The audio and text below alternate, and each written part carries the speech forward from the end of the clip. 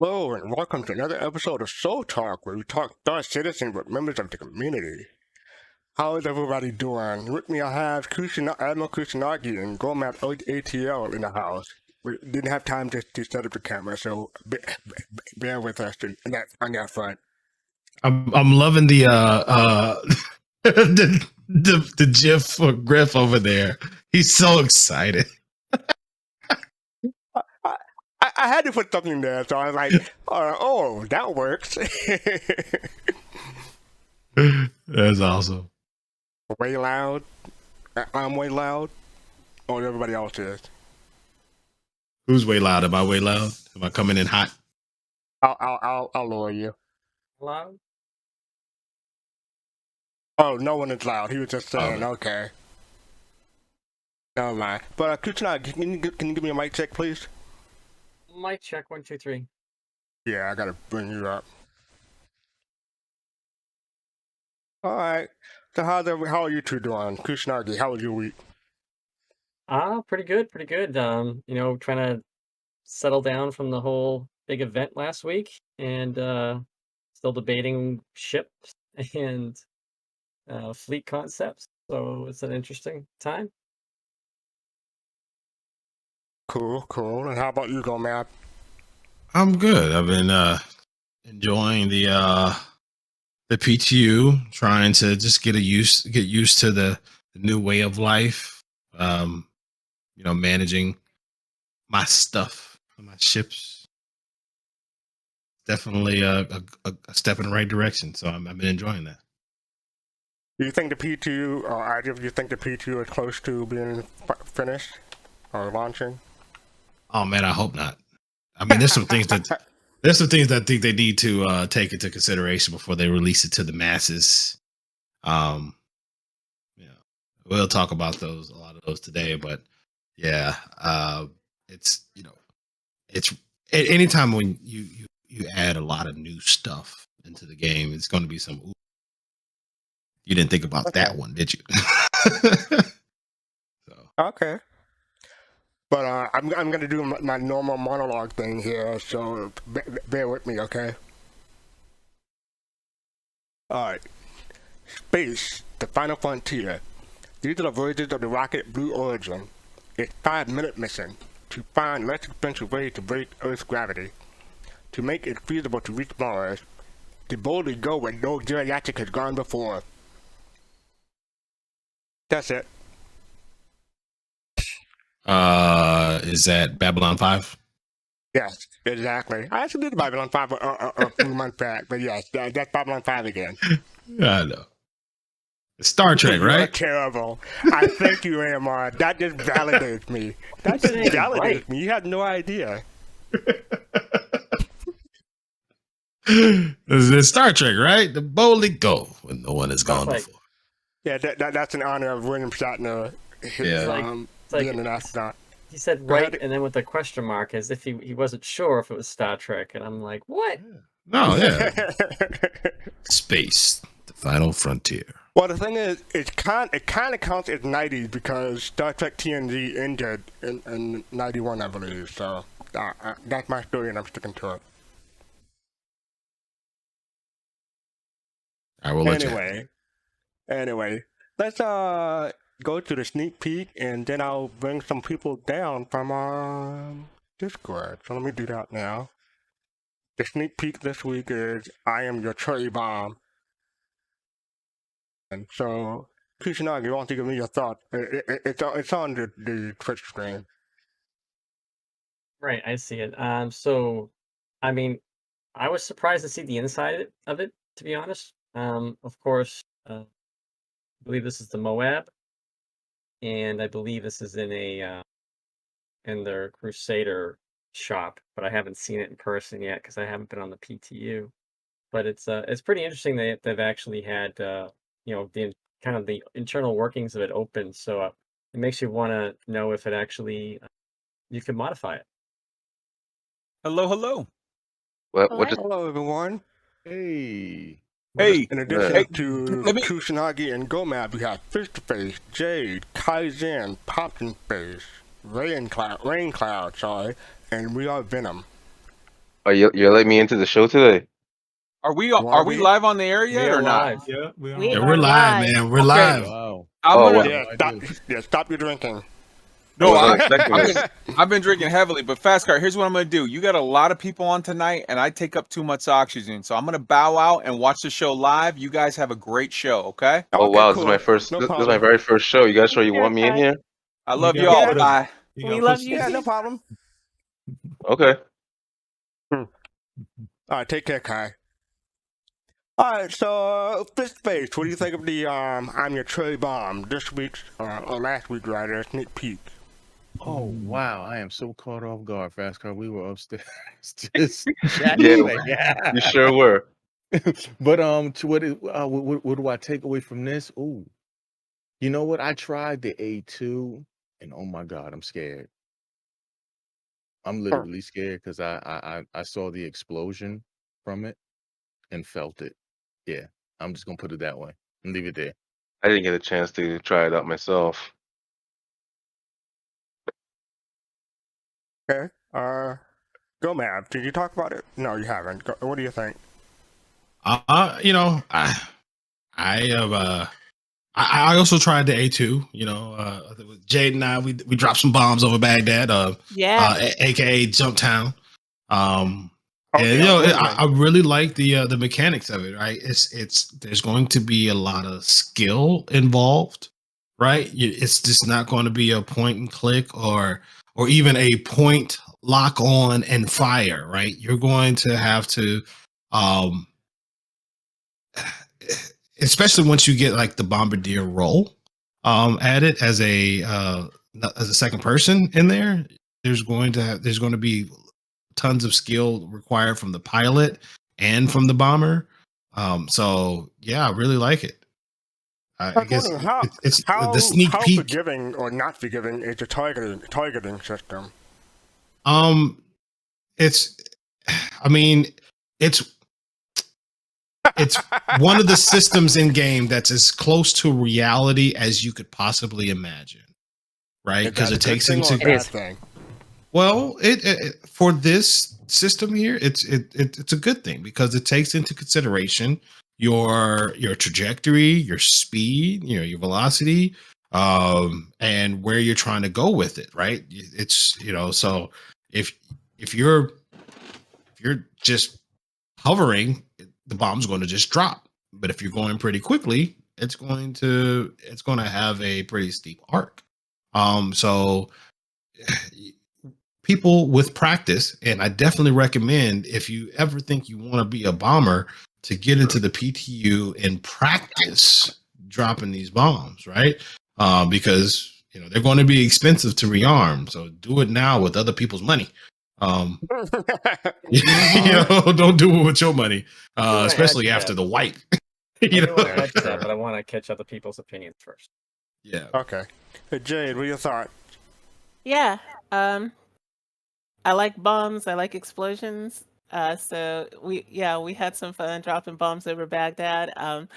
I think it's a great first iteration of the bombing mechanic, and I would love to see how deep they go with it. Like, will we get laser guided bombs? You know, like we have in real life. Will we get different types of bombs? I'm looking forward to it.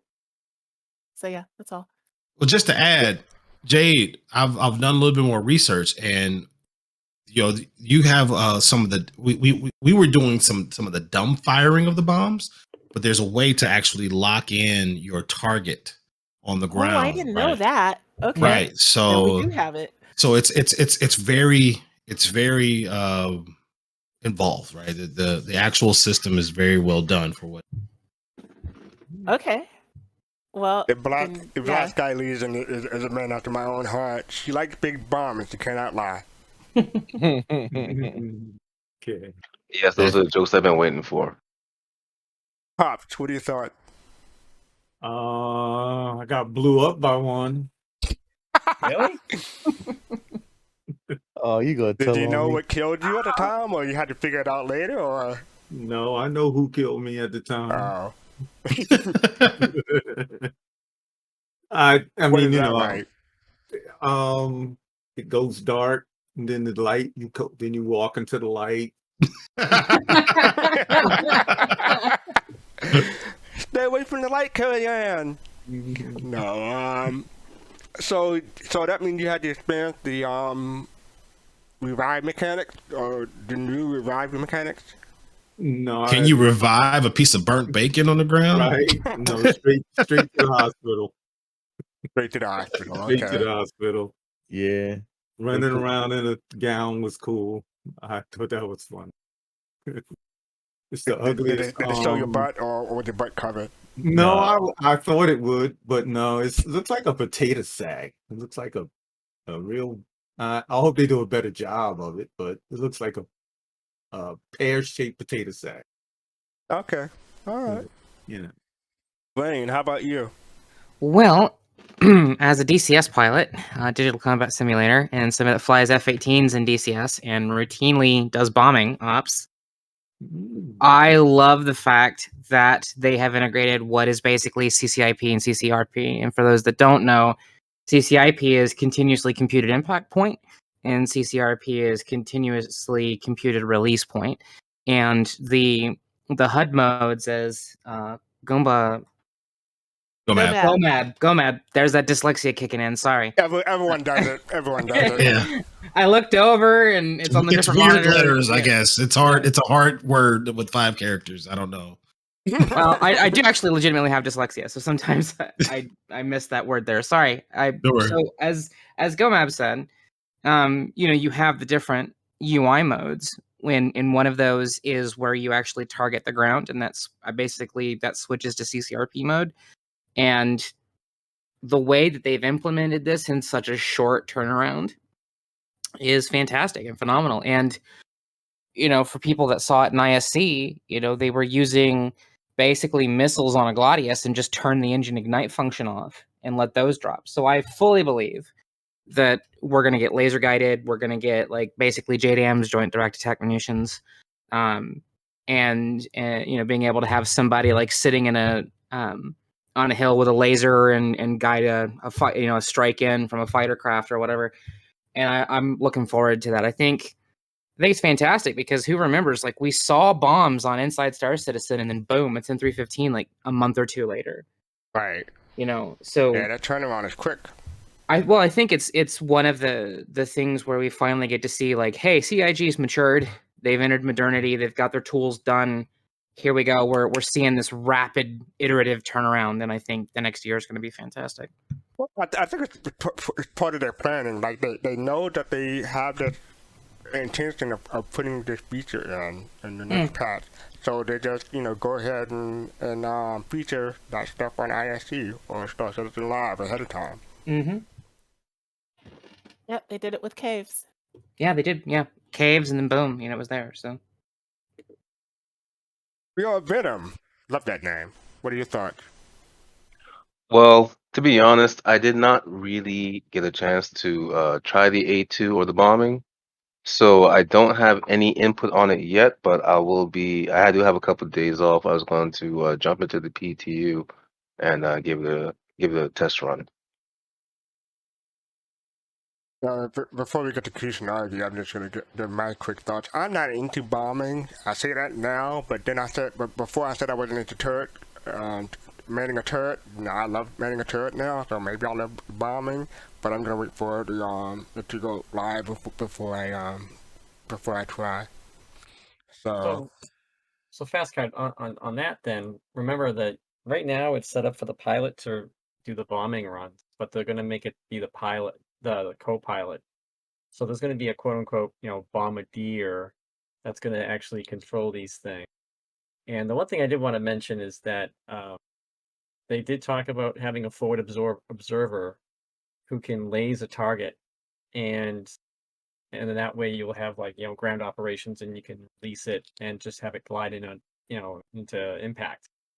So, and I know in the front of this thing is a lot more sensors. So I think that's what Rain is talking about, trying to get some JDAMs and laser guided munitions, stuff like that. That was one of my questions, is that would we be able to paint targets for a bomber from ground operations?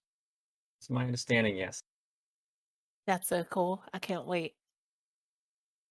Remind me of the ghost from StarCraft. Slightly bigger bombs than that one. Weren't those I nukes? mean, you got to nuke them from orbit. It's the only way to be sure, right? Everyone was waiting for me to do that, right? Oh, by the way, we Yes. did test out the bombs, and guess what? You can ride the bomb all the way down to the ground. Oh, really? Seriously? Yep, No way. Can you really do that?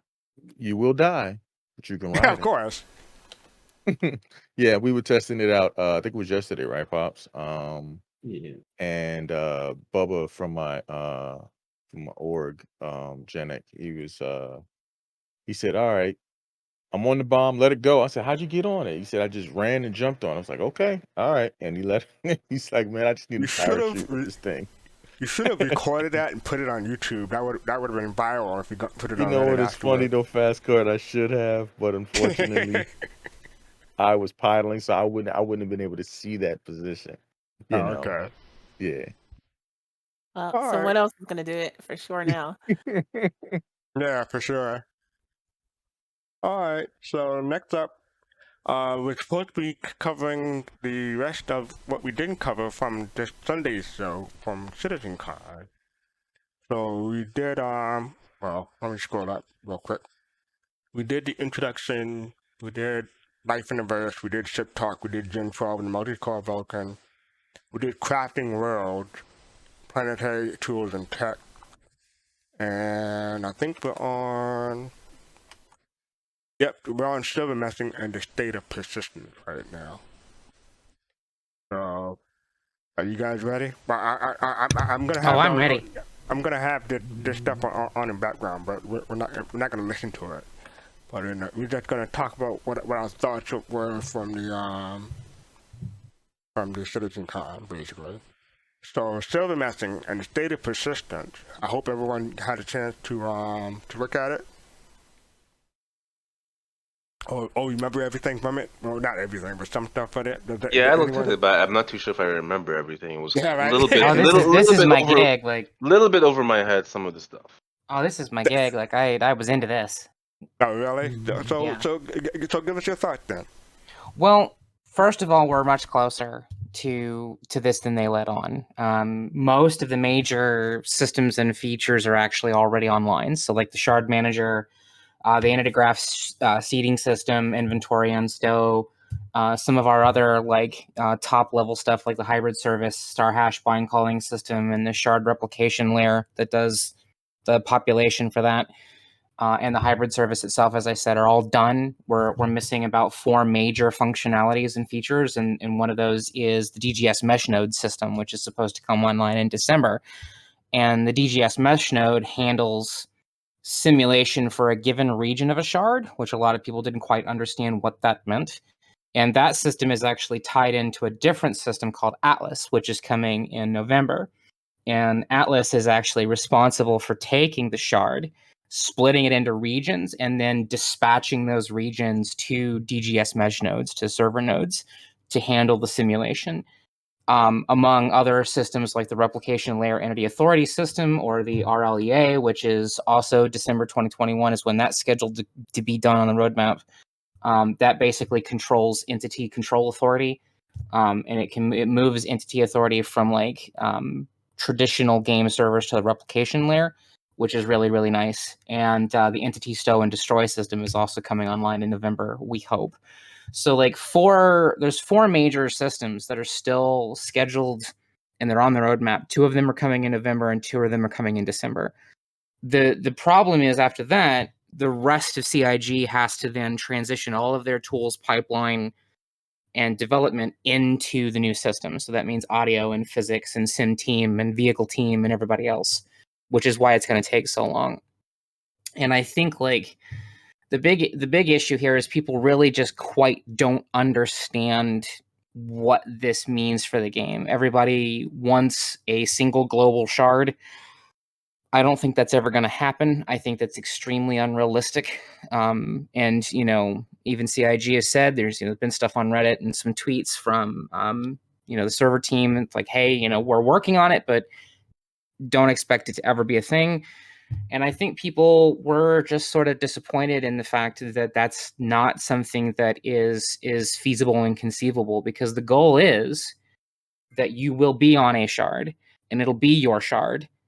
And from your point of view, when you're moving from one server node to the next, or when the replication layer is talking to the entity graph database and then the client, the server node, you won't know anything.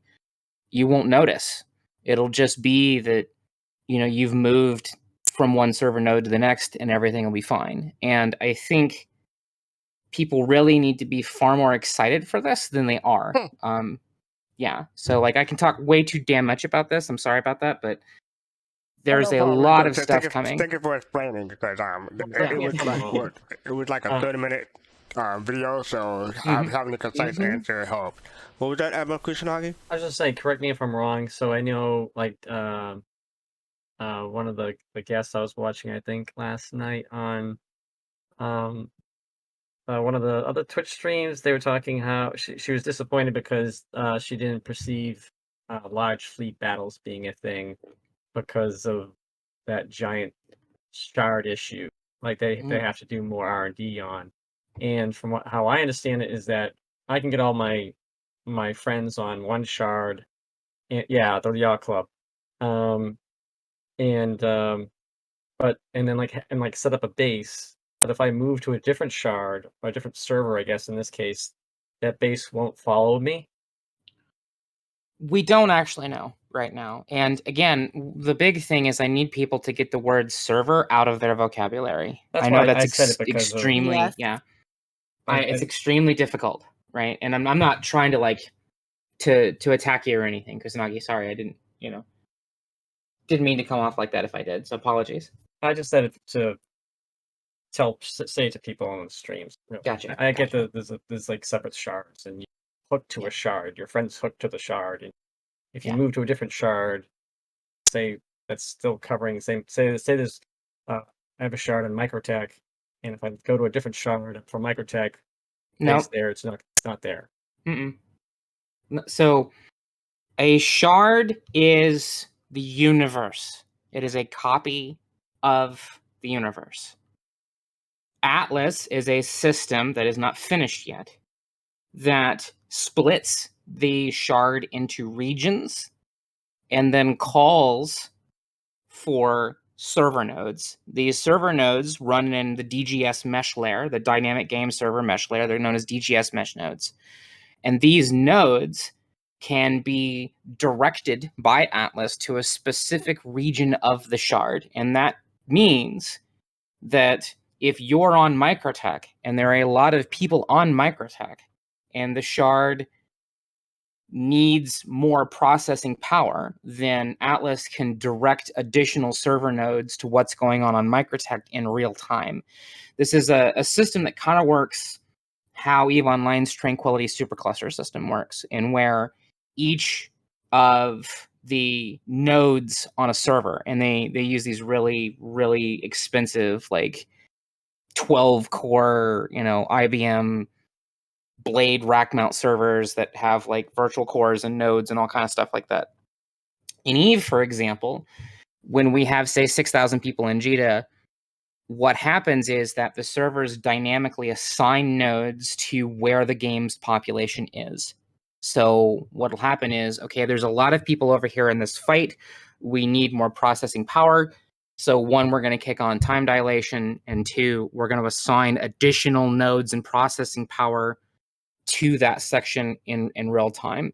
That's kind of the goal, because you have to understand that what we have at the top level here is the EGD, the Entity Graph Database that we've talked about. And when a shard comes online, so the shard manager brings a shard online, that Entity Graph Database is what seeds that shard, that copy of the universe, with its initial start condition, its initial state, right? Which is why we've got the EGS system, which is the Entity Graphing Seed System.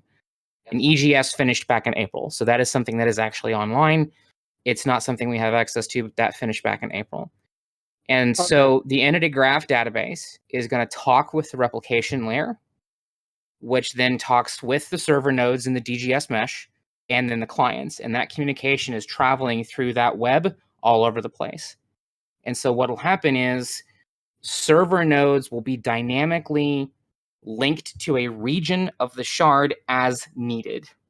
And that's kind of the goal here. This is the way it happens in EVE Online. And the difference is time dilation is probably not something that we can do in Star Citizen. And having like in EVE, we've had 10,000 player fleet fights. That's not going to happen in Star Citizen. I'm sorry. If people thought you were going to have some like 10,000 people in orbit of Microtech having a big, giant, massive armada battle, that is exceedingly unrealistic. It's never going to happen. So based off of that, like, how do you, without going crazy into R&D that Sig is saying they might have to do, like, what would be the limit do you see for that population? Oh, I mean, I'm not a server engineer, but I mean, me personally, I could see probably the first instance is what they're going to do is they're going to start slowly staging up to see how this system handles. So we'll go from 50 to 60, and then to 70 to 80 to 90 to 100, and we'll get to a point where it breaks. Then that'll be it. Like we'll see the number of clients connected, talking to the replication layer, to the entity graph database, and to the DGS nodes increasing. The number of people connected to a shard, I should say, increasing, and they'll probably do it dynamically. I don't know. We'll have to wait and see. They might do it statically, where it's like, hey, this shard is 60, this shard's 120. Let's just see what happens.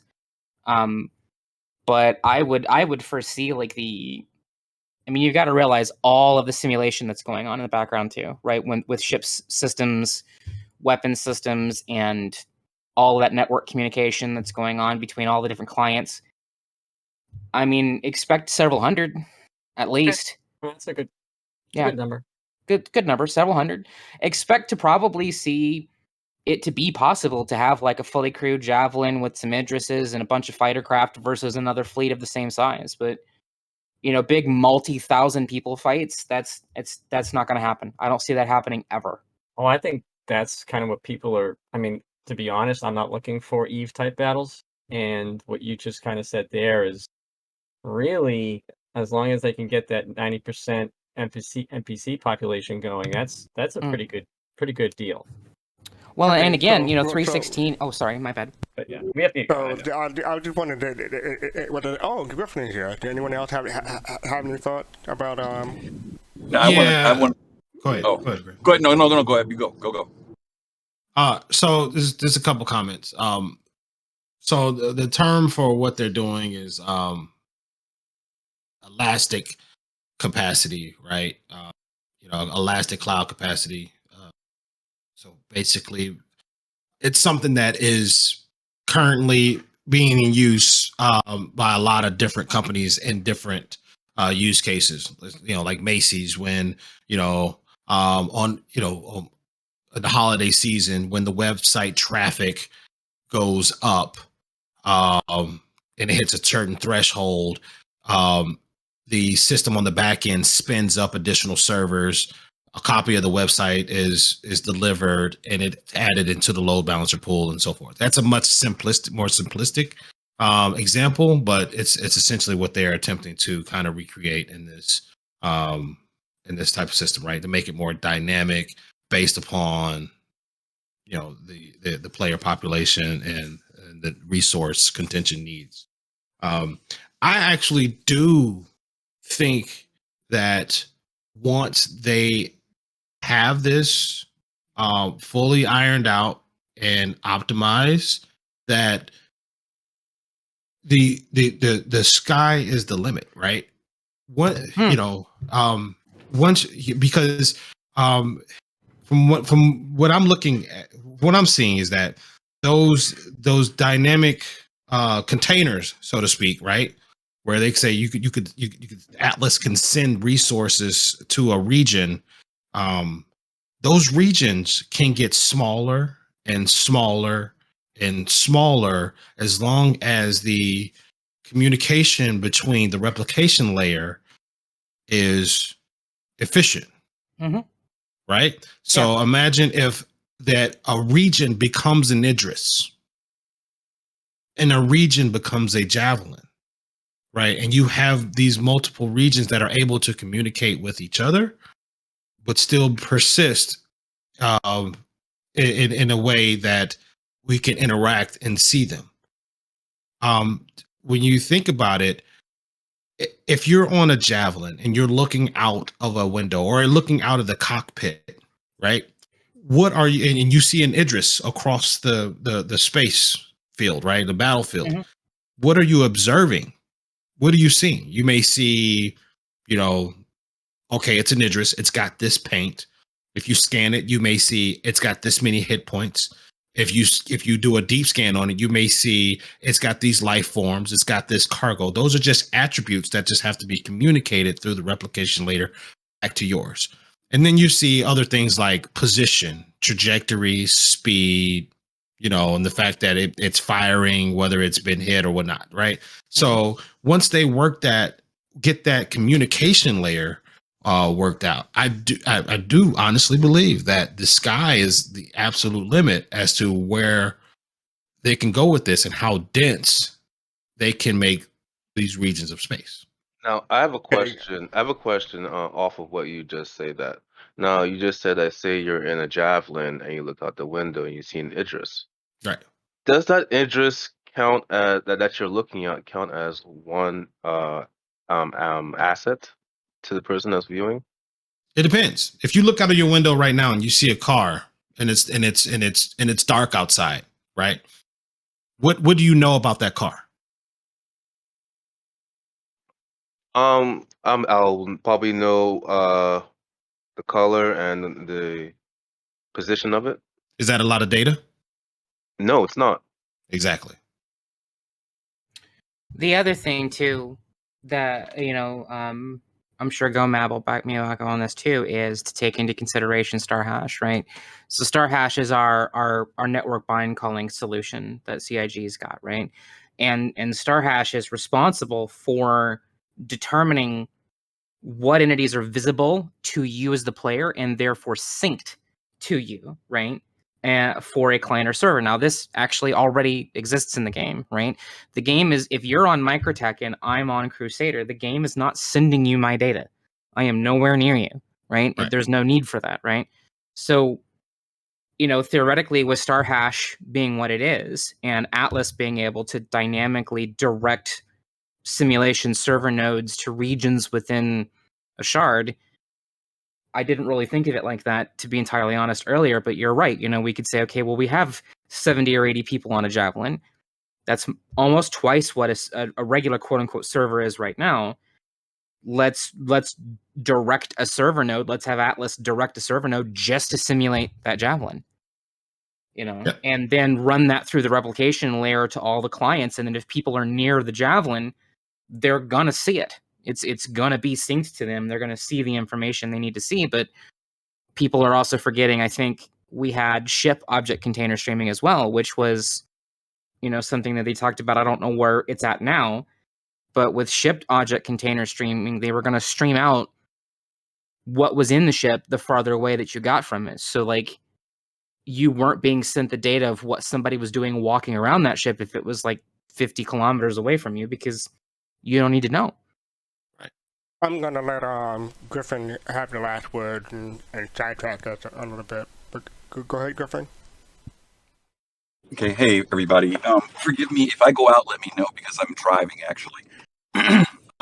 No, I was just gonna say thank you to both Rain and GoMab because I spent some time rewatching the videos, and things that they just said tonight have helped things sink in a little bit better, even for me. But I do want to make a comment about something that when Admiral was talking, and it's the expectations of players as they approach Star Citizen. It's very difficult for us not to bring our gaming experiences to the table and try to overlay them over what CIG is attempting to do. Now, true enough, there are many things that they're doing that are common in the gaming industry and in development, but there are also some things that they're doing that have never been done before. And so it's, when people say, you were saying, Admiral, about people who are coming to the table thinking they're going to have these 10,000 ship battles and things like that, that is coming from, experiences of other games, particularly EVE.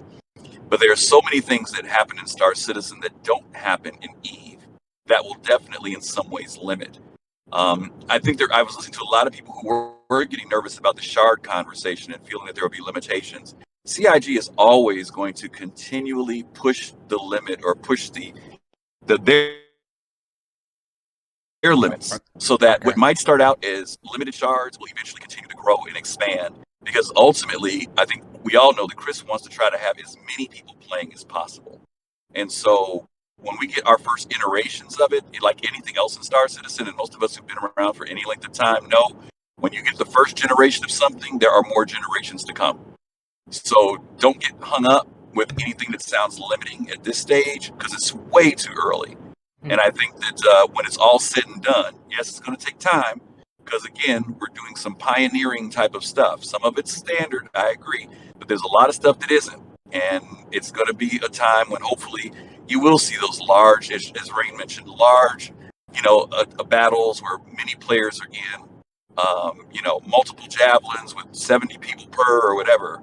But it's going to take some time to get there. So don't get disenchanted or delusioned. But also don't come in thinking about, well, they can do this in Eve, because it's not Eve. It is not Eve. It's not. If I can say real quick, one Okay. of my favorite quotes from Captain Sullenberger, the guy that landed the airplane, right, and the movie that they did, was everything's unprecedented until it happens for the first time. That's what we're seeing in Star Citizen right now. Is everything's unprecedented. We don't know until it happens, and then holy crap! I mean, they are the first space game to give us an actual gas giant. Just saying. Technically, they're not, because Space Engine has plenty of gas giants. Okay, fine. Yeah, game. Game, Jade, game. Isn't it the Alright, first so fully traversable one though? What? Say What's again? that?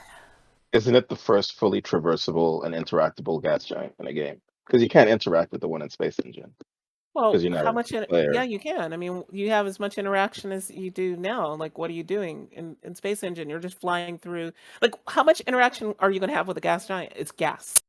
Like, we're not mining the gas. We're not harvesting the gas. Yet. We're not actually Yeah. exactly. But yet, so we haven't really interacted with Crusader, other than we've gone to a floating platform on in the That's atmosphere. not true, Jade. Right, but I've isn't crashed that into greater Crusader. than Space Engine? Because there's nothing in Space Engine besides the planets, right?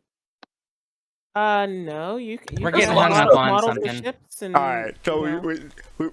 we're getting sidetracked here, but I wanted to pivot back to. I'm sorry, fast card. I just sometimes push back, because not everything Star Citizen does is No, completely that's fine. unique. That's Right? fair. Right. Yeah. Right. Yeah, that's fair. Thank you.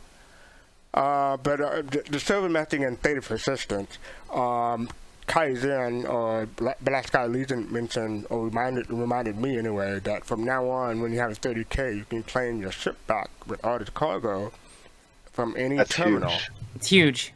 It's Yeah, huge. they brought that in today, right? Yesterday, It is right? actually No, it's not still in under patch M. review. It's still under review. Yeah, Oh, it's still not under in review patch M. still?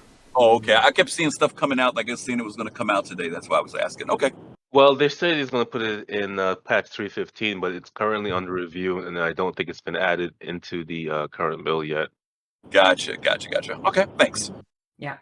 It's not actually in patch M, which is the current PTU build, unfortunately. We are. That was going to be my question. What patch they're on? So, yeah, okay. It'll say in the patch notes when it's ready. Yep. Right. Jade is 100% right. But it's basically a heartbeat system, right? It just every say 60 seconds it sends a pulse out requesting an update, basically to the whatever we're calling it, item cache, right? Because we already have item cache in the game, right? So basically all it does is it's just updating your state Verifying, to the item cache. Yeah. Nice. Which does mean that you'll lose where you were, but you'll be back at a station with the ship and the cargo. Gotcha. And pardon me, but while I appreciate that, it is absolutely rage-inducing. It is. But I would rather have that than an entire cargo hold on a Caterpillar just poof gone. As Yeah, someone I've who has lost lost millions. millions and millions of fake money to 30Ks and has been not banging fake. my head against the keyboard saying put in a heartbeat, Mm, you know, for them to be like, oh yeah, by the way, we're gonna throw in a heartbeat. It just I appreciate it now, but I would have appreciated it more then. But I And understand. stuff like I that is why I understand. don't But play it it's again. I don't need that frustration right now. Treat currency like monopoly money. that's funny. yeah. You know, all money is fake, but this money's more fake than other money. So you know. I know, man, but the heartache was real. The heartache was real. Yeah, you ain't lying. All right. So next up, we have the sound effects. I'm gonna switch over here right now. So need it. So the sound effects. I'm figuring there's quite a few people in here who are interested in that. Anyone want to go first? Well, let me just pick face to face. I'm guessing you watched this more than Okay. once. Yeah, I actually watched it again today. I went back to it to try to understand more about what he was saying. First of all, I mean it really kind of struck to me like a conversation between a audio programmer to a audio producer or someone who works in like Foley and audio post production, trying to sell them on the tools. But it was kind of it was kind of cool to see, because it really helped me to understand what they're trying to do as far as the production side to help the audio team out. Um, because one thing, coming from somebody who does audio, the one thing you don't want to have is have to have your mind go somewhere else in order to, achieve what you're trying to do in that moment.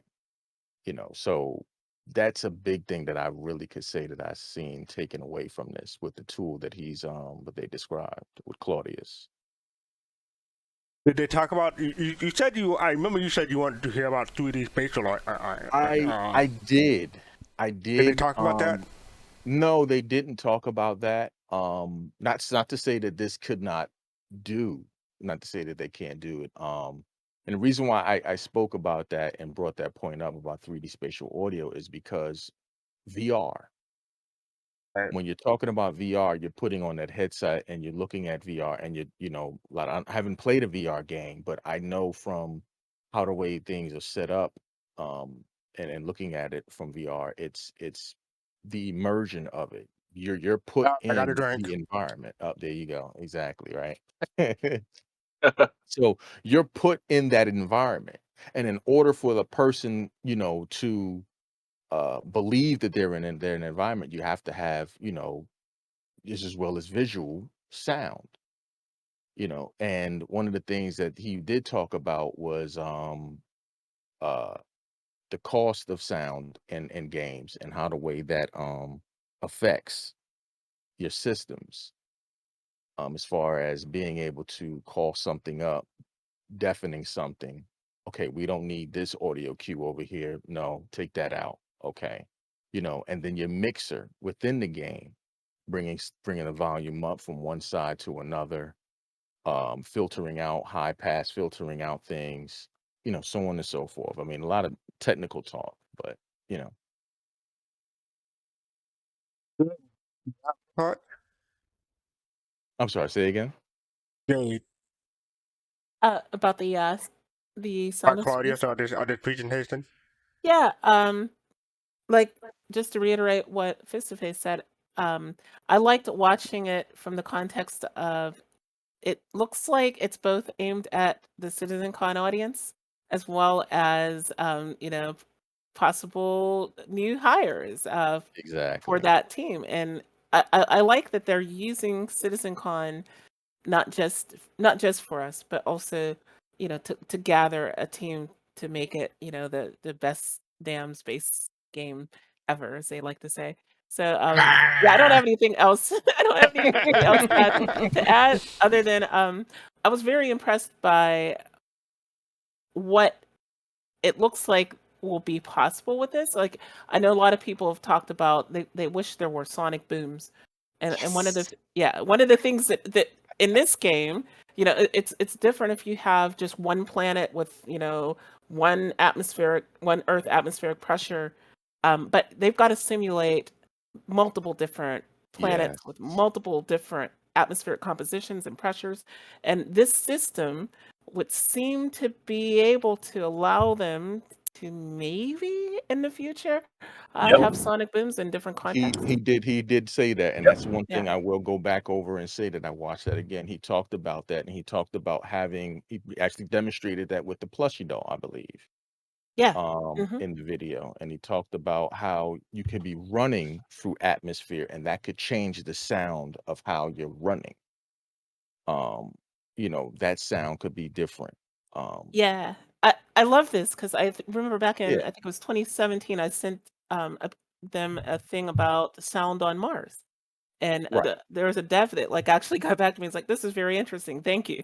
And it's Right. just really cool to like see that's the direction that they're going. Well, So maybe wait, maybe they're they have an excuse for no sonic boom. Right now, there's currently a craft under development, the X-59, that is meant to go supersonic speeds without causing a sonic boom. So maybe 900 some odd years in the future, they've perfected that technology, and they're not going to be busting people's eardrums every time somebody takes off. Sure, And but that- GoMap, rule of cool, right? Right. People want Michael Bay. I will say that people want Michael Bay. Hey. So Yeah, that's true. it's Sorry, one of what those I things. want is to be able to hear a ship entering Atmo, There like you when go. the shuttle comes in There you and go. does that. Yes. Right. And they Now- talked about that because they talked about that will determine when you're approaching in. That's going to have to be something you think about. Do you want to give off the fact that you're on your way into somebody's base, or do you slow down to come in? I think that using it for reasons like that, they're tactical, other than just cool factor, would be great if they would implement that. I want to jump in on something real quick on audio. This isn't anything against what they did this time necessarily. Everybody knows, and everybody's talked about the fact that there were two distinct things missing from CitizenCon, and that was Squadron 42 and Theaters of War. And most people believe that there's a reason why they're being quiet about Squadron, because it might be leading to the fact that there's something coming up, which is great. I'd rather that be the case if it is. I wish that we had seen from the audio team some of the stuff that we've never seen over all these years, which is their Foley work, voice work. That's what I was looking for. That's You post-production. stole my answer. Right. Yeah, there's a lot of just the Right. basic stuff that we never They've ever done really it before, got to see. but it's been a while. Well, the stuff that we saw was back when they were doing the original motion cap stuff, but they just really haven't really delved into it. You guys have been on IMDb and seen how many cast members and stuff they have for Squadron. There's a lot of just great audio background stuff that I would just love. Even if it's like, how do you create the ventilating systems that are running in Hurston and stuff like that? If they can't show us the Squadron stuff, just let us see some of the stuff, and then match it so that those things that we see.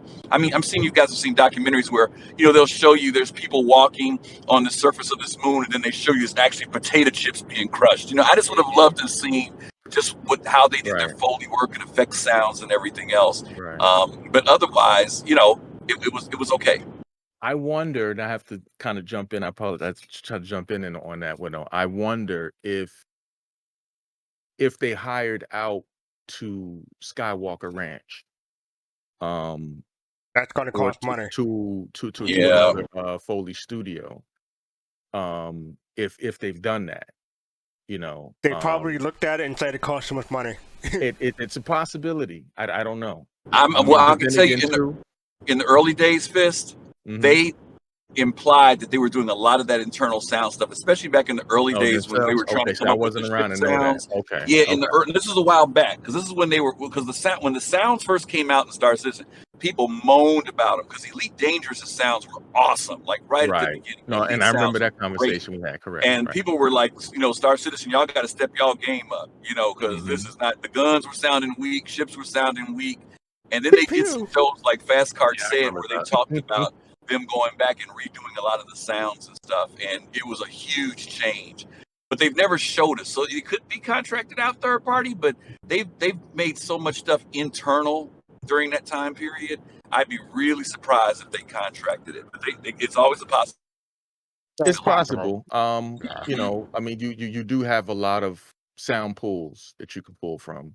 Oh yeah, there's a lot of Foley, resources out there. for Foley out there. Yep. I mean, and I don't know. I mean, you know, to be honest, I mean, because I'm quite sure for them, they're working at 192 kilohertz.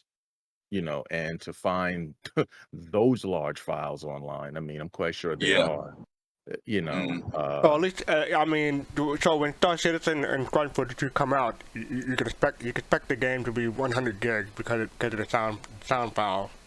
Well, wait. Let me push back on that one because when you do that, you're actually down converting down to 48 kilohertz. So that's why when you look at your sound is at 48 kilohertz. But I don't want to get into the technical stuff and all that other stuff. Yeah. Yeah, I was making a reference to like I think all it was right. 2015 to 2016. One of the devs said they expect Star Citizen to be 100 gigs when I could be complete. wrong, but I do remember seeing. I think it was on Inside Star Citizen. No, I think it was on Star Citizen Live, where they were with the audio team and they were showing some of their techniques about how they. Yeah, but it was a while ago, Griff. It was, and it was when they remember. You're right, Jake. Because remember they went around and showed like they were walking around and they were showing how they stereoed, like how different spots where they put the audio. Yep, absolutely. I'm talking about, but I mean, I would love to see how they created the actual, you know, literally like the Foley. It is. You know, it what is are those sounds? Yeah, because when they said down in space, that's exactly what I would. What I was expecting from this thing. So when it actually started and talked about the Claudius and stuff like that, I'm not gonna lie, I don't mean no harm, but it was putting me to sleep at that point. I was disappointed. I agree because the way the title it explained it, like as if you were about to see something, you know, showing you how the sound was created. Like, well, what are they? What? How do we take and make, you know, sound in space? How do we make it organic to you? Well, the description says. The description says, the title says sound of space, but the description says, the mad minds behind the soundscapes of Star Citizen take you on a guided tour of the latest developments in the innovative new audio tech that truly brings us diverse to life. So the new audio tech is Claudius, so that they were correct in that, accurate in that. So. Well, Fist, make sure you send a message to CIG that the ambassador of Star Citizen says he's not happy about the sound tech. Just make sure you send that message. I will offer one idea that I was thinking about that. So a lot of the stuff that you said, I think it's valid. Like we didn't see it, but maybe we didn't see it because it's not new, and we've already seen it. Yeah, that's fair point. That's a fair point. Yeah.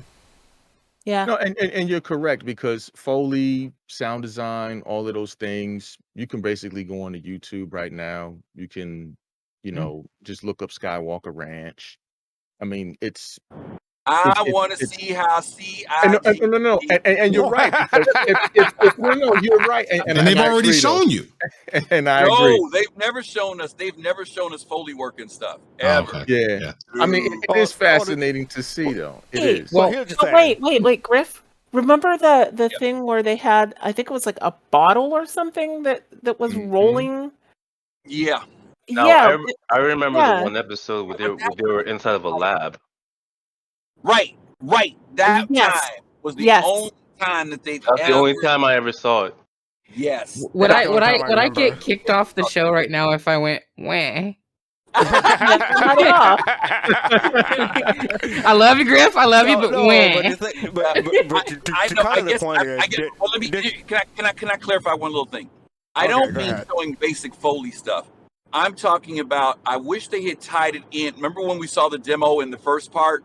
Right. I would have loved to have seen them showing them tying in how they're doing it with where they are now. I don't mean just basic Foley stuff. I already know about Foley and all that other stuff. I'm just saying I just would have liked to see an update to how they're doing the sounds and stuff, even music and stuff. But again, it's difficult because like I said, with SQUADRON, they don't want to show us anything, So it would be kind of just the regular universe stuff. I guess maybe it would have been boring, but I just was looking for something that was much more tied into the visuals and getting us updated more than just kind of like, oh, here's the new tool that we're using, and then a couple of like examples, and it didn't associate to everything else that we saw. But that's just me, you know. So I'll take your win.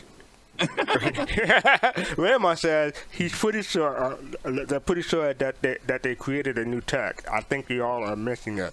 They explained Claudius, but the thing is, this video went on for I had to look. This video went on for 35 minutes, and it was just about Claudius. Am I correct? Yep. Yeah. No, I mean, Claudius. so- I'm going to say this. Claudius is great in terms of what they're trying to do. As far as, and I'm going to explain it. I mean, as far as on the production side of things, because from what he explained, as a creator on the production side, they don't have to go and find this, find that, and when you have to do that, that takes you out of the moment. Yep. So you want something to keep you in. They're streamlining themselves. Their workflow. Exactly. Yep. It's good. If I can, what I wanted to see and didn't is the stuff that, again, that's more important to me as like a player. When a ship crosses over me at 700 meters a second, I want to hear a sonic boom if we're in Atmo and it makes sense. When somebody fires a sniper rifle from 1,000 meters out, as somebody who's in the military, I want to hear that report. I want to hear that echoing, crackling of the gun going off, right? I want to be able to figure out just by the sound, okay, that's somebody fired off like a bearing and it's over there, right? Like, I want to see like explosions crackle and echo and reverberate. I want to be able to be on the surface of a planet and look at that thunderstorm that's like 20 miles away and hear it like we do in real life. I want to see how they're planning to do that 3D real-time dynamic sound with Doppler effect and all that stuff. That's what I want to see. Well, are our characters going to have to heal our burst eardrums as well? I mean, you know what? The medical gameplay right now, I'm probably, like that might be a thing. I don't know. So, Rain, I appreciate the fact that you just want to hear advanced Foley. Okay, let's move on. That's good. Foley. I'm sorry. No, but before we move on, I just want to hit one more person. Pops, you haven't said anything. Do you have anything to say about this panel? I think everybody has said everything that needed to be said.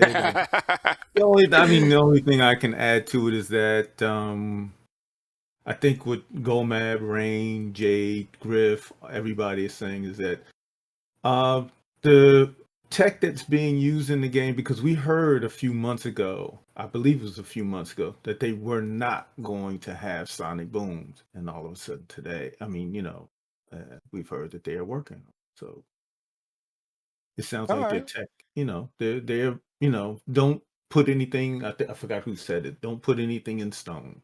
Yeah, because if they're gonna do that, that is amazing to me. Hey, Pops, remember there was not going to be a 400 too. Remember that? Yeah. There weren't going to be procedural planets until after release. There you go. So always leave the door open. I feel personally attacked about the 400. Thank you. And they also said no to blind jumps. That's right. They sure did. Yep. Things change. Blind jump now. I will not confirm nor deny that I am flying my 400 right now, or if I bought it or not. It's like Jared always says, the only thing constant in game development is change. Exactly. Yeah. All right. So that's let's the move truth. on. Sorry. So No, let's you move on sorry. from. Go ahead. No, go ahead, Fescar. Go ahead. Sorry. Okay, sorry. So let's move on from sound and space to systemic gameplay and theme of thought. This is Tony G's big panel. So it's like 94 minutes. And I'm not gonna lie, a lot of it went over my head, but a lot of talking. Yeah, there's a lot of talking, and I had to watch it, and this is one of the things that make me want to slow down the panel. Except it would make it 4 hours long if I did that. So let's go in order. Kusanagi, you had any thoughts about this panel? Yeah, no. No? Okay. No, you're not. All right. Face to face. To be honest with you, this one, yeah, I didn't really watch it too much. So, yeah, no. You were watching the sound one and didn't have Yeah, seen it I was for this one. watching more of that one. I'll be honest. So, No problem. All right, go map. I mean, it's he just basically elaborated a lot on his initial talk. I appreciate it. What you're saying, you kind of went a little bit deeper into how the back end system is going to be like a living, breathing, dynamic, player impacted yet quanta, managed type system, which is good. I'm just glad that the system is not going to be completely player driven, because players are people and people do bad stuff. Griff. I'm pleading the fifth on this one. I got busy that day when we were watching it Saturday, and I have not had time to get back to it to watch it. Oh, okay. No, I mean, I did take in segments of it, and like GoMap said, there was a lot of going into greater depth of some of the stuff that Tony had talked about, both in 2019 and on his last presentation. I think the thing that I walked away with more and more is each time we've seen this, especially the first time, a lot of stuff seemed like this is what we want to be able to do. And now it seems like this is what we are going to do, that they're very confident about what they want to be able to deliver, particularly in the areas of AI, NPC interactions. So I'm really excited. I mean, especially from, if we go back to the very first episode where we started to see the fact that, which most of us have talked about or, have seen, that there's no NPC interaction outside of these stations. And I'm not talking about like combat stuff, but I'm talking about on the moons and planets. So I'm really looking forward to that when that starts happening, where places start to feel populated, especially with the thing with homesteading and everything else coming in. Otherwise, the world's just going to it already seems somewhat empty, but it'll really seem empty unless we start seeing that type of stuff happening, and happening with intelligence, not just people standing around like what we've been used to seeing. So I've got to put some time in to watch Tony's, because everybody's told me it's definitely worth watching a couple of times. Yeah, a couple of times, and more than that if you you find it hard to follow. Jade. Yes. By far, this was probably tied with the planetary one as my favorite panel of the day. I could listen to Tony Z for hours and hours. This is the game. What he talked about here is the game. When GoMap talks about, Star Citizen needs a leg day, this is leg day right here. This is the backbone of what the universe will be. And the thing I took away from this was, the first time we saw the Quanta in 2019, everybody was blown away by it. And then, we got the update. And it was good to know that this is still progressing, and that there were elements of it that were going to be in the game very soon, that are currently in, I think, in 3.15.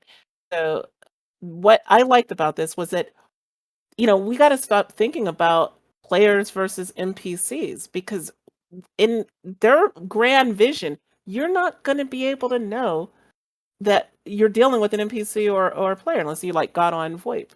And that's amazing. I mean, if they can pull this off, this will be astounding. And this talk itself outlined, how all these different systems work, how the dynamic mission system works with, dynamic events, how reputation, supersedes all this. It's gonna be great. I can't wait.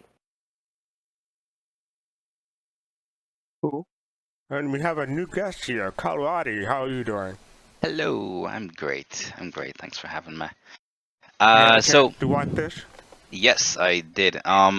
So apart from I would say that this was definitely either first or second for me. Apart from the server meshing panel, and to be honest, even since they first announced Quantum, I was definitely blown away, like Jade said. But I'm not afraid of this work, of this being actually being implemented in the game.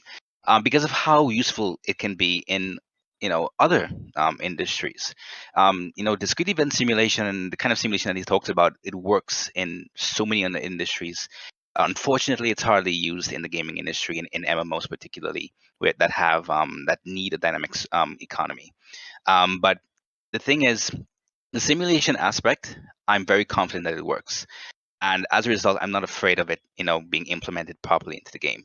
The reason why I think it's is taking so long is because it's a direct reflection to how it is in other industries too.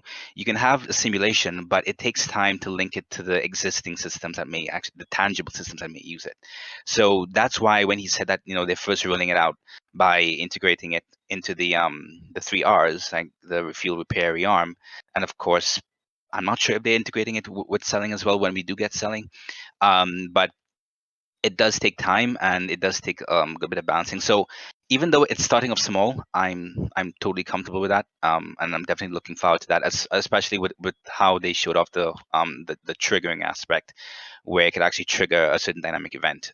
So I'm, at least from my experience in using simulation software like this, I would say that to rest assured that it's not an if, it's just gonna be it's just gonna take time because it's just time consuming to link these to the game services. So that's my take on it. I'm definitely confident in it working.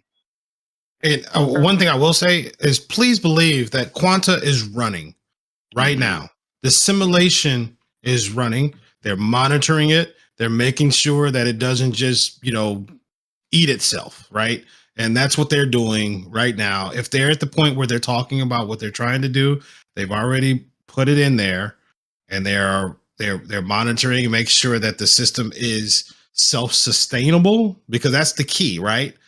You don't want the entire system to collapse on itself as soon as you add in some kind of, dynamic forces, which players will represent. Right. So I truly believe that the system, the simulation is up and running, and Tony Z is living in his own virtual world, watching his little virtual denizens live their lives. If this was the Matrix, Tony Z would be the architect, right? Right. Yeah, absolutely. Yeah. And Well, so they just want to make sure it's stable before he invites us to come in, Join the Matrix. and join the Matrix, essentially.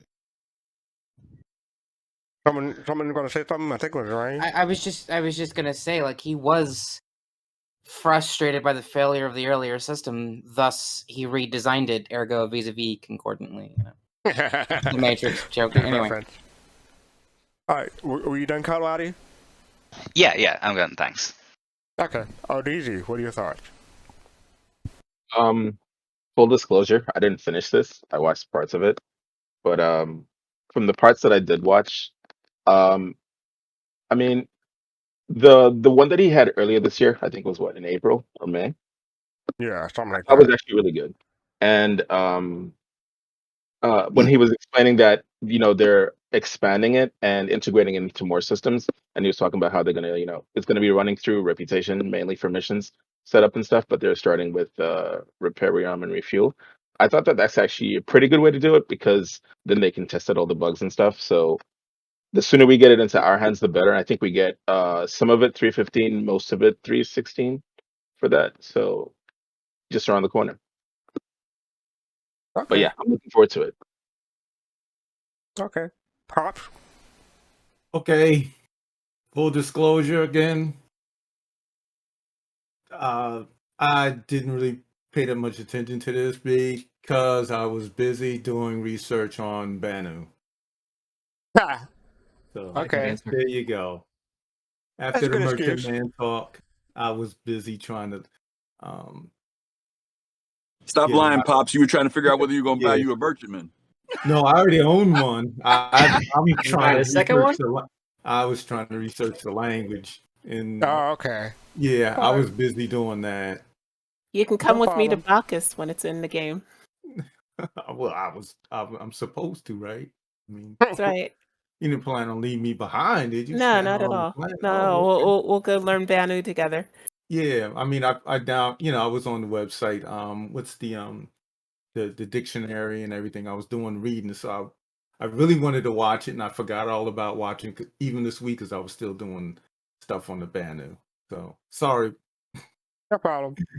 Rain, do you have further thought? You spoke earlier, but Well, first of all, I need to correct everybody. His name isn't Tony Z, it's Daddy Z, and I fucking love him. So, That got real weird real quick. Talking about his muscles and go all. mad. But you thought I was weird. All I'm Go ahead. saying No, is, look, you don't own the rights to be the only weird person, man. You know what I'm saying? There's multiple levels of weird here. Go ahead, Rain. I mean, so again, having been in this industry and seen a lot of really amazing people over the years, Daddy Z is one of the most like amazingly talented like simulation level programmers and stuff I've ever seen. And I think people, these last few updates have been massive foundational changes to the game with 3.14 and 3.15. And they, Tony specifically said, we are on track to link this in 3.16 at the end of the year. And I don't quite think that outside of us that people are really taking into consideration what that means. That in 3.16, the first breaths of a real dynamic, fully simulated universe are going to start to be a thing. They're he talked about being on track to link it into 3.16 when 3.16 goes live. Hopefully January-ish timeframe.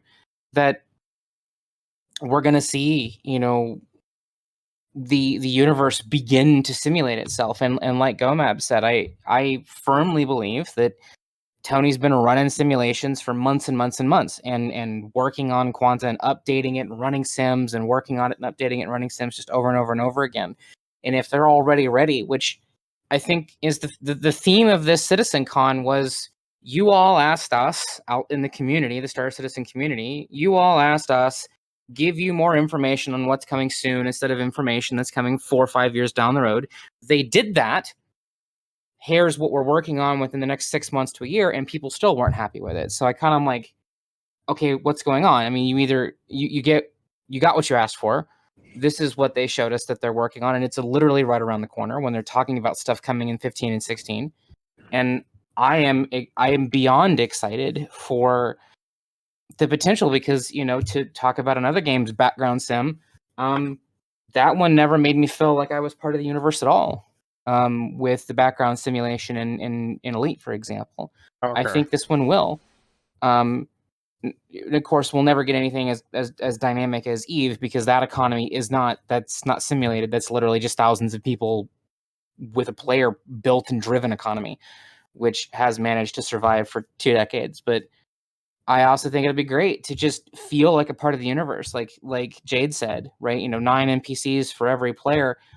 I don't want to feel like the hero, the chosen one in Star Citizen. I just want to feel like I'm part of the universe with my friends, and I want it to feel alive. And we're going to get the first breathing pulses of that in 3.16, I hope.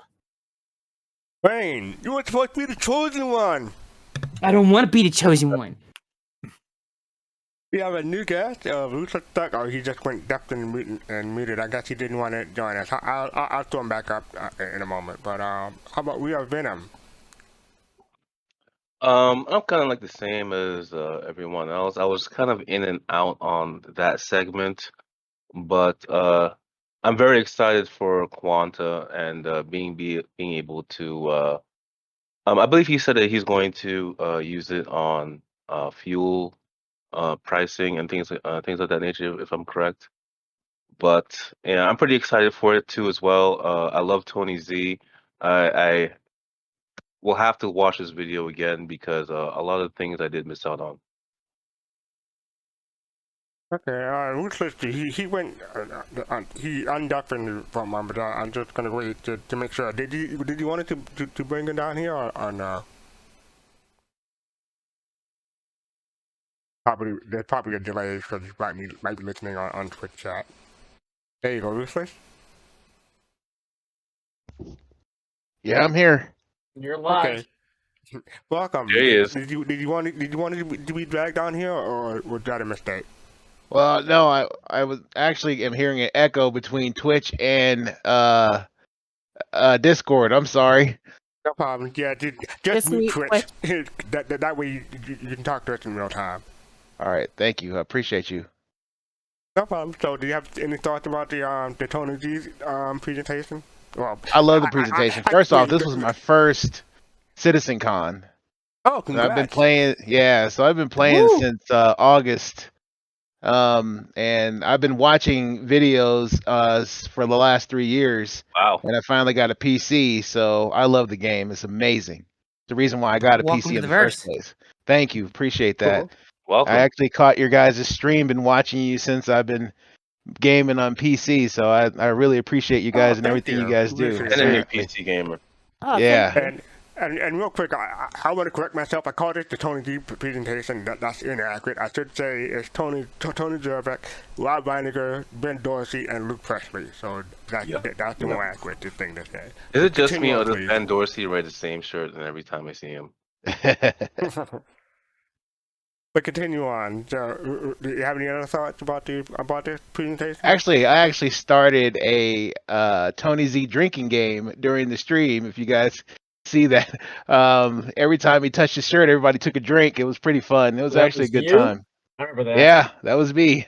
Yeah, Did he you did breathe touch his unlike shirt he quite a did? bit. Yeah, he did. So You trying to kill people? it was an awesome time. I give It people wasn't that alcohol bad. It wasn't poisoning. that bad. It was an awesome time. But yeah, my first CitizenCon, it was awesome. It was a great show. I'm loving all the new things that they're getting ready to do in the game. I'm really impressed, and I appreciate you guys. That's really all I wanted to say. Thank Did you you so happen much. Did you happen to catch any of the past CitizenCons? On Actually, video? yes. Yeah, definitely been watching for a while.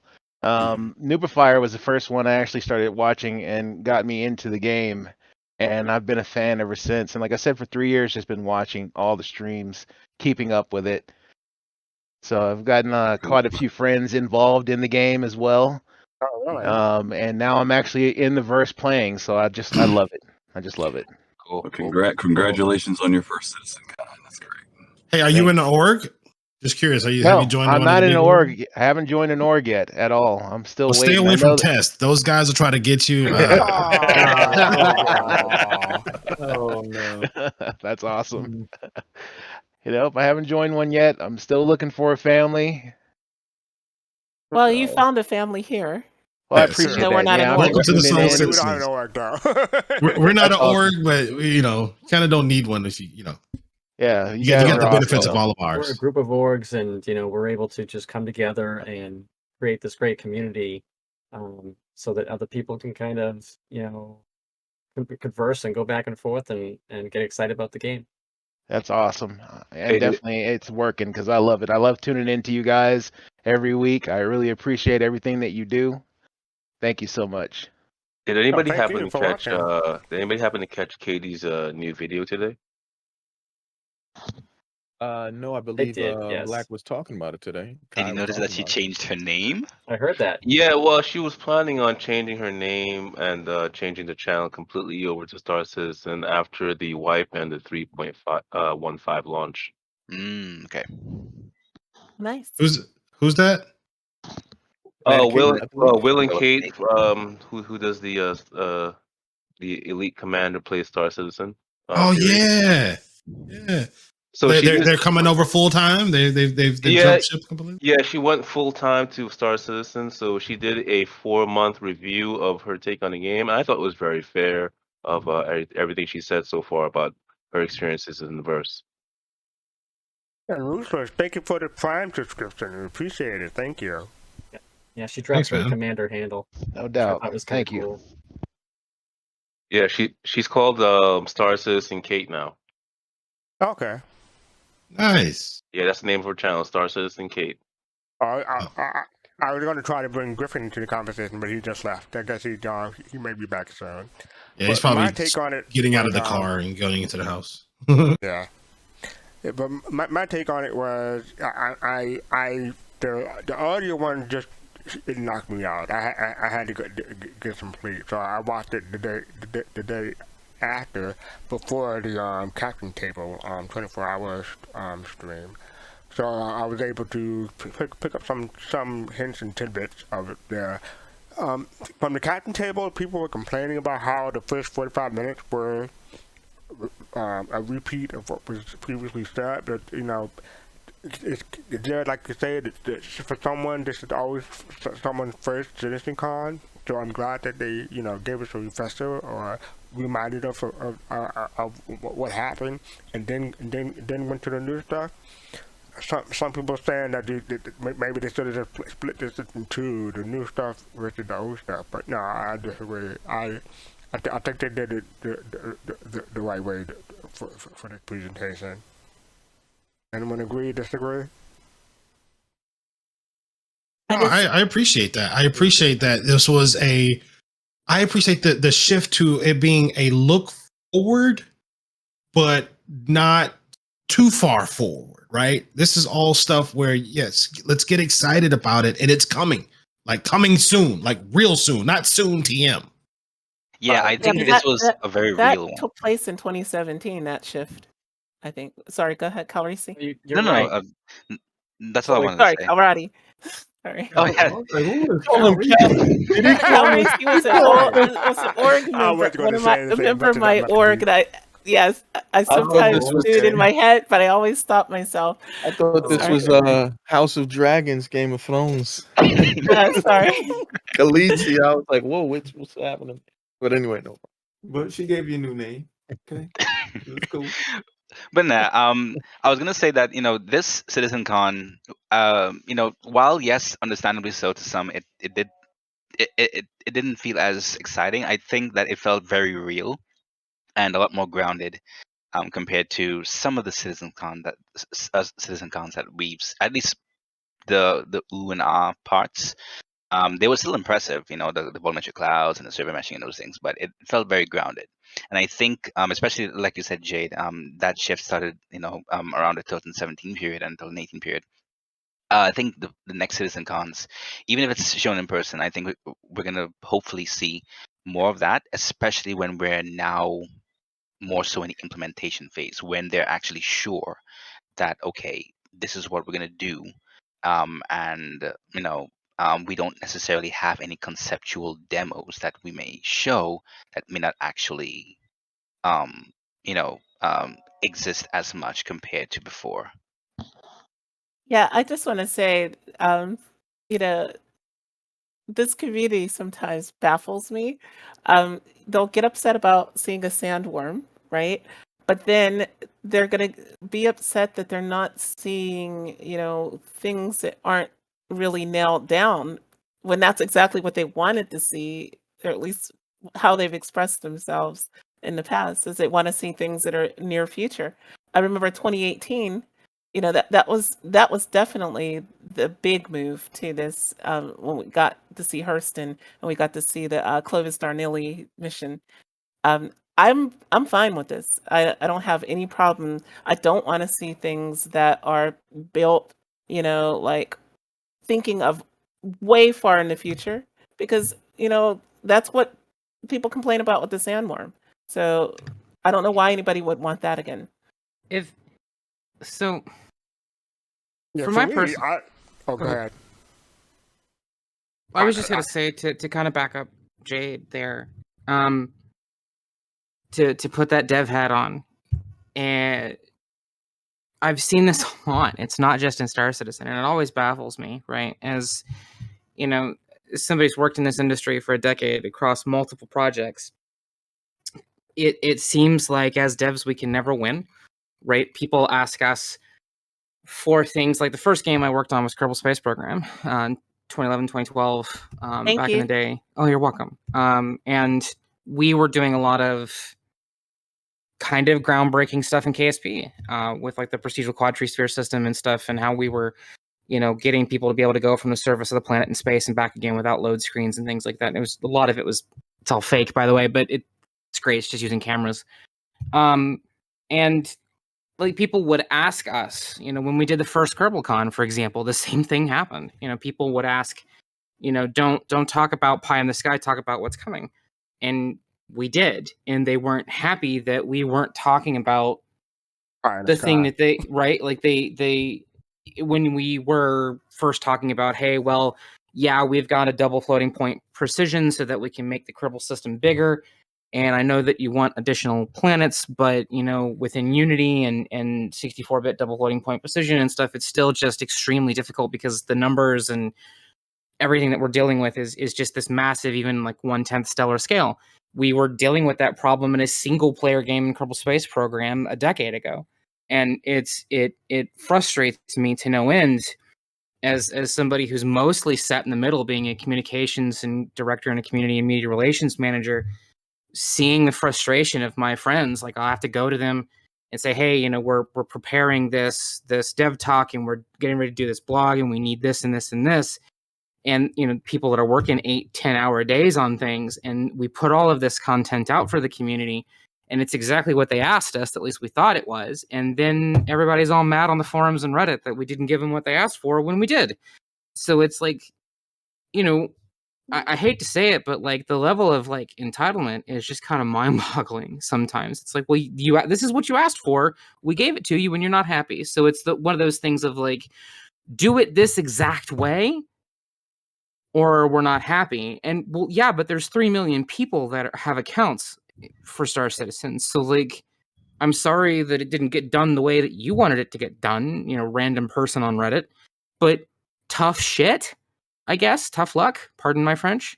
It's fine. Yeah. I'm not. Go ahead. No, I was just gonna say it's an old saying: "Damned if you do, damned if you don't." Yeah, exactly. Yeah. Well, who knew there were so many armchair game developers out there, right? Yeah. In 2014, 2013. I just want to add, so like, during the Astropub's 24-hour session on Sunday, actually, Disco Lando ended up coming into chat, and he was kind of talking how like no one invites him anymore to places, and so like, hey, Astro's like, you can come on here, but we're filled up with the video, but we can open up an audio channel for you. And so we actually talked about that. He talked about how we got it. They got away from doing the sandworm problem, and that since I think it was just, like Jay was saying, like, I think 2017 or 2018, they've actually been saying this is what's coming out, like, and they would show something and it would come out soon. So what we saw here is an example of what should be coming out into the game, quote unquote, soon. Of course, a lot of this stuff is far forward, especially when you look at Quanta and stuff like that. At least like far ahead Quanta. But like GoMap is saying, like Quanta's at least a part of it is already in game right now. So I think there's a lot of stuff to look forward to, and there's a lot of kind of honest talk from SIG. So while a technical an event, I think this is a great event to kind of showcase, multiple departments that usually aren't really seen. Like not many game companies that like, hey, let's have them listen to our sound department. And I think for them to put the sound department on, a pedestal because they're doing an excellent job, and other departments to have their say, I think it really shows that SIG really cares about not only us as the community who want to play the game, but the people who are actually building it. And I think that's a fantastic all around. Thank you. Griffin, you're back. Do you have any thoughts? Any thoughts about the game? What was the question? Tony D presentation. Oh, I'm sorry. I thought we were past that. No, I made a little comment earlier about Tony Z. I mean, like, I agree. Tony's always great to listen to. And like I said, I need to go back and listen to him a little bit more to hear greater detail. Oh, that's why you did talk to you. Yeah, but that was all I had to really say about it. I do have a question for everybody though in relation to Tony Z, and it's also a assessment of last Saturday. As much as we always say we want more, this was also longer than a normal CitizenCon. Do you feel that maybe people petered out by the time we got to Tony Z? I mean, in other words, there was so much information, so much to take in, server meshing, planetary, audio, that by the time we got to Tony Z, that do you think that, and I'm not talking about the people who were looking forward to Tony Z, but I'm talking about the general populace. Do you think that, because I heard a lot of people say by the time they got to Tony Z, it was a lot. Can Do you I think that maybe that was one of the reasons why people maybe I mean, I this gotta is a admit, I long was 8 wondering. hours. It's Can 8 I- hours. can I jump in on your question? Sure, Pops. Yeah. Well, we missed one when the pandemic hit. So I Right. think you're absolutely right. I think we've got to probably overlap. So that's my opinion. This is my first one, even though it's my second here in the game. Yeah, because usually, Pops, I think it might be a total of maybe 6 hours, Okay. maybe all together. And usually they're paired up, like there are 2 sessions going on at a time. So there's the opening, then 2 sessions, 2 sessions, 2 sessions, 2 sessions, something like that. Maybe 4. I think And then 2018 was 8 hours. I think it started at 11 and ended at 8. yeah, but what I'm saying is not just the time. I'm saying you couldn't take in all the sessions. Remember, because there were 2 sessions going on at a time. Right, that's true. Yes. So my point is, you sat through every session this time. So the amount of information you were getting plus time was a lot. You Yeah, know? there was a lot of saturation that occurred I mean, earlier. I said it before, but it's just my opinion, just for me personally.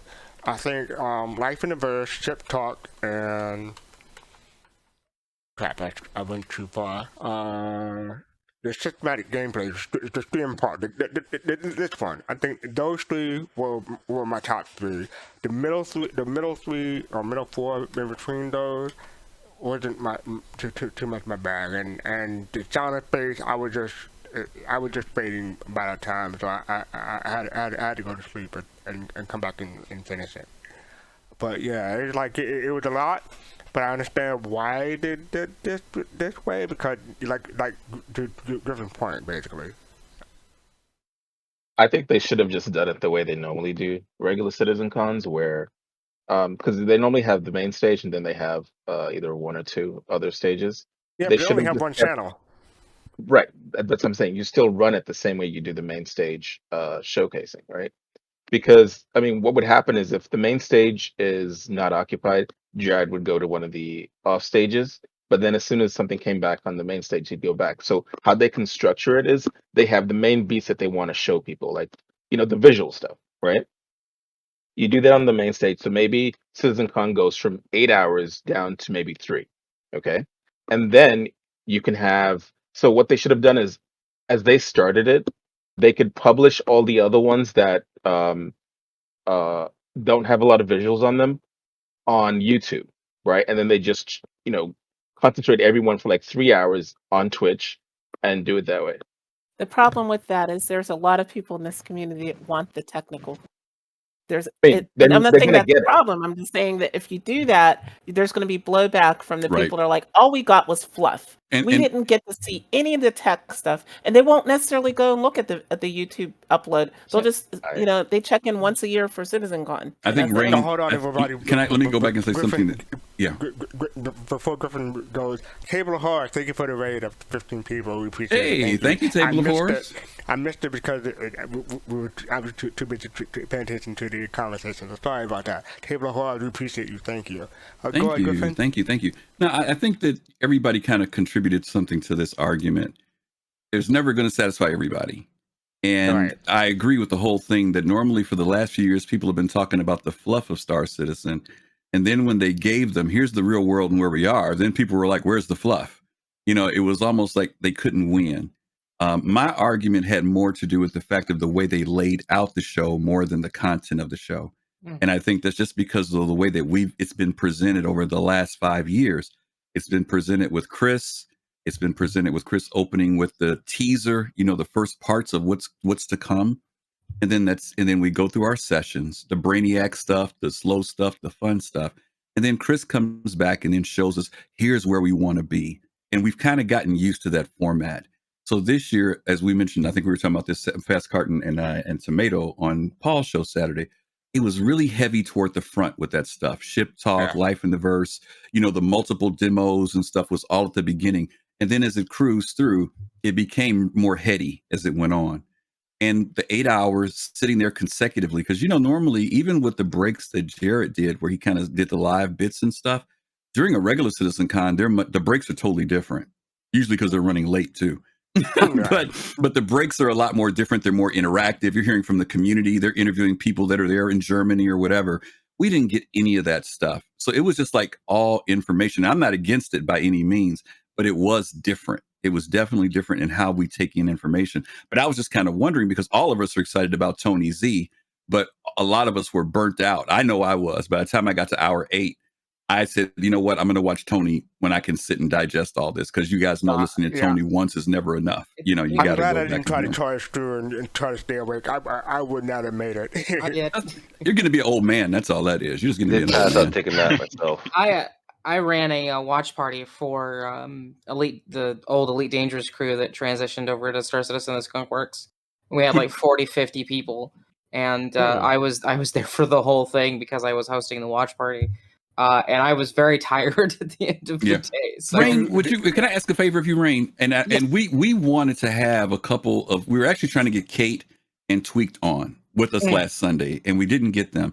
And the reason why is because we wanted to hear from people who are from the Elite community who maybe had never, experienced the CitizenCon. Could you just tell us a real quick overview of how they received it? Obviously, I don't want to speak, for Katie and Tweaked, but I meant the group you had, not Katie. The group that was with you. How did they receive it? Yeah. Oh, we had a whole bunch of people that were Elite vets that were brand new to Star Citizen that were blown away, but a lot of it tapered off because obviously it was 8 hours and people had things to do. Mm-hmm. But I would say, like with what you said, my issue is I wish the show was flipped, where the stuff that we had at the beginning of the show should have been at the end of the show. Mm-hmm. But everybody, like all the new people we had, were just sort of blown away by the amount of information they were getting, the things that they were seeing. A lot of people in the chat was moving very quickly because we did the watch party in Discord, and I think we peaked at like 48, 50 people that were active in the chat that I created for it. And I would say over half that group had never had a CitizenCon before. So like, people were just, wow, oh my God, they were blown away. But there was a period where by the time we're getting toward the end of the show, people were getting tired. They were getting worn out because it was a lot and it was long. Mm-hmm. But I think overall, they loved the experience. Everybody had a great time. I know Katie, for example, had, was doing a lot of WoW and holy crap and things like that. And so I think it was good for people who had never had a CitizenCon before, but I'm sure people, got bored or got tired or, so like, I don't think that they're used to it, coming from Elite and dealing with Frontier. And even, considering when you get to Frontier Expo, that's not about just Elite. They've got like 7 or 8 games now, with like the Jurassic Park game and the park game and everything else. I think people I've seen a lot of new people come into this game that are just absolutely taken aback by CIG's transparency, and it's like information overload. Like, hey, there's Inside Star Citizen and the ISC Live, and here's SitCon, and oh, by the way, there's IAE and this and everything. Yeah. So, but it did seem good from that perspective, from the people that had never been there before. Yeah, thanks for sharing. My question for Rain, and you don't have to answer if you don't want to, but did you enter the contest for the watch party? No, I tweeted Jared and I tried to get to show up to our watch party because he was like, "Oh, nobody invites me," and obviously it wasn't gonna happen because he's running the show. But right. I did tweet it like, "Hey, we're happy to have you. Like, we would love to have you." The actual contest for the watch party. I forget the details. No. Okay. No, I didn't. I didn't care. I should have, but I didn't. Well, also, just to give you guys know, Katie did post a review of CitizenCon. We have it we have it on our Discord. Yep, I'll put it up there this afternoon. It's a really good review. Yeah, it was a really good review. Thanks for mentioning that. Okay, just real quickly, just talk about the format of CitizenCon, right? I think personally, I think a lot of the challenges with the format were due to the limitations of the platform they chose to host. Right. Mm-hmm. Right. A lot of large technical companies that have annual huge conferences have been faced with the same challenge, right? VMware has VMworld, Microsoft has Ignite, Cisco has Cisco Live. they've all had the same challenges, right? And the way they've used other tools in order to deliver that that session choice, right? Where they open up a session builder, so to speak, like a week or two or a month before, where you can pick and choose the sessions that you want to attend, and they all run concurrently on the platform, and you leverage things like breakout rooms and things like that, where you can pick and choose. So I get it. This is a game, so they wanted to run it on a game centric platform. But in the future, if they did want to stay, at least have an online component while still keeping the flexibility for the people to choose the track that they want to go. Right. If all you want to hear about is future stuff, great, you can do that. But if all you want to hear about is tech, like myself, right? If let's say the Tony Z, let's say the Quanta panel was running at the same time as the sound panel, I would have chosen to go listen to the Quanta panel and skip the sound panel, right? If I was given that choice. So maybe in the future, if they do run across this again, they could look at leveraging a platform that lets them give the people that choice, and then they could do a 3 or 4 hour CitizenCon. Well, you know what was good this year? Normally at CitizenCon, we don't get the recordings until it's been 1 year, it was almost 2 weeks before we finally got the edited version of the sessions. It was cool that they flipped it right then. As soon as the session ended, it was posted on YouTube. So people didn't have to wait, because before, I remember we waited like 10 days, 11 days 1 year for the final video to come out, and people who didn't get to see it had to wait that long. What were you going to say, FC? And one of the videos still hasn't come out. I think it was the gene splicing one from 2018. I don't think that's on YouTube. Yeah, you might be right. I don't think I did either. Is that the And I was DNA looking one? forward to rewatching that one. That's why I noticed. Well, it's not officially on YouTube from them, but you can. Yeah, that's true. You're right. Somebody else put it up. Okay. Well, no, Ray, thanks again for sharing that about your party. I was just kind of curious, because we were hoping to get that reaction on the show last week, so we could have heard some people who, for their first time sitting through a live one, what they thought about it. So thanks for sharing that. You're welcome. I enjoyed doing it. It was a massive success. Good. I was surprised to have so many people show up, but I planned it a couple weeks in advance. So very cool.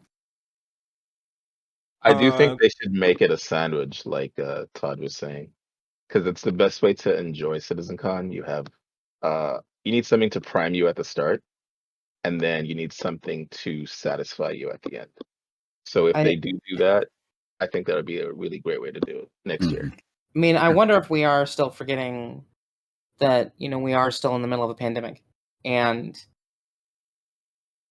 they've had to make a lot of changes. And for example, I was looking to apply yesterday, so I went on to the website to look for jobs to apply for, and a lot of the jobs that were going to be in person are specifically stated this is remote, temporarily remote. And they mention, on the job services on the Cloud Imperium Games website about how the pandemic's changed thing and everybody's working from home and things like that. And Jared had to do a lot of traveling. So I just wonder if maybe we're kind of forgetting that, what we wanted versus what could feasibly be done considering the circumstances. I haven't forgotten nothing. What I haven't forgotten is that we didn't have one last year, so I'm happy. True. Yes, true. Yes. Griff, that link still is not gone through. Oh, really? Okay. It's just the link to Kate's video. That's all it is. No big deal. I didn't want to jump on. I didn't want to jump on the other things. I don't want to cut you out. Go ahead. No problem. So I think that's enough of this year's CitizenCon. But Paul did a thing, and I'm curious to see what people's reaction here would be. But if you had to rate this year's CitizenCon just on the stuff of what we've seen, what rating would you give it from a scale of 1 to 10? 10 being best, 1 being the worst. Let's start with let's go in reverse order. We are Venom. Me personally, I would give. I've been the backer since 2016. I did follow the project earlier than that before I actually backed. I would give this year's CitizenCon somewhere like around a 7. I would like to see more of Chris opening keynote and the closing keynote. That's just me on a personal. Okay. Ruthless.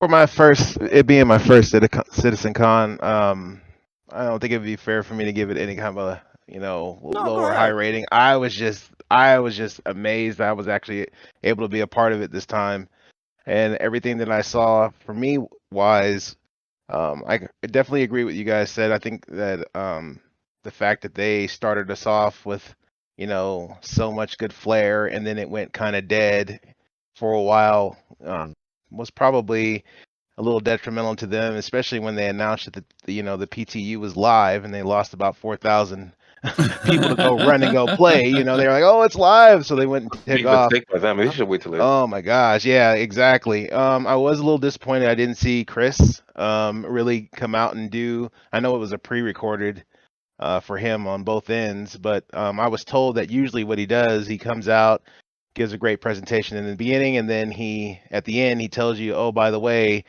this is coming in, oh, it's live now, Right. and Right. and he didn't do that this year, so I was kind of disappointed in that. Yeah, So for my first one, go I ahead. think just for the experience for me, I enjoyed it, but I know that you guys have been doing this for so long and been a part of it for so long, and I could see that some people were a little disappointed in It's how been this so one went long, out. I've gone gray. But I enjoyed it, so I appreciated it. Cool. Rain. Well, I've seen them all, and I would good solid 8 for me. I've been with the project, and my daughter was born and is now in 3rd grade, so I've been with the project for a long time. I keep telling people Star Citizen will be out when she's in high school. But I no, for me, for this one, I've seen every CitizenCon, like all of them. So Knowledge.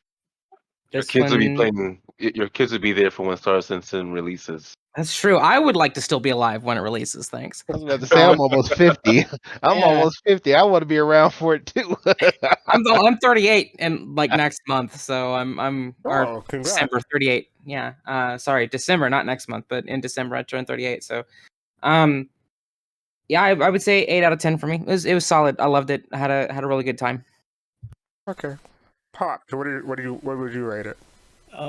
It was my first, so I can't be too much lower than. No, like go ahead. People say you can't. You can. Go ahead. Just. I mean, well, I don't have. what do you- It was my first, so I don't have another reference to any other one. But it was. It's the first time you ate a meal. You know if you liked it or not. Oh, Yeah, exactly. Good point. Good point. yeah. I mean, as far as that goes, it was good. It was long.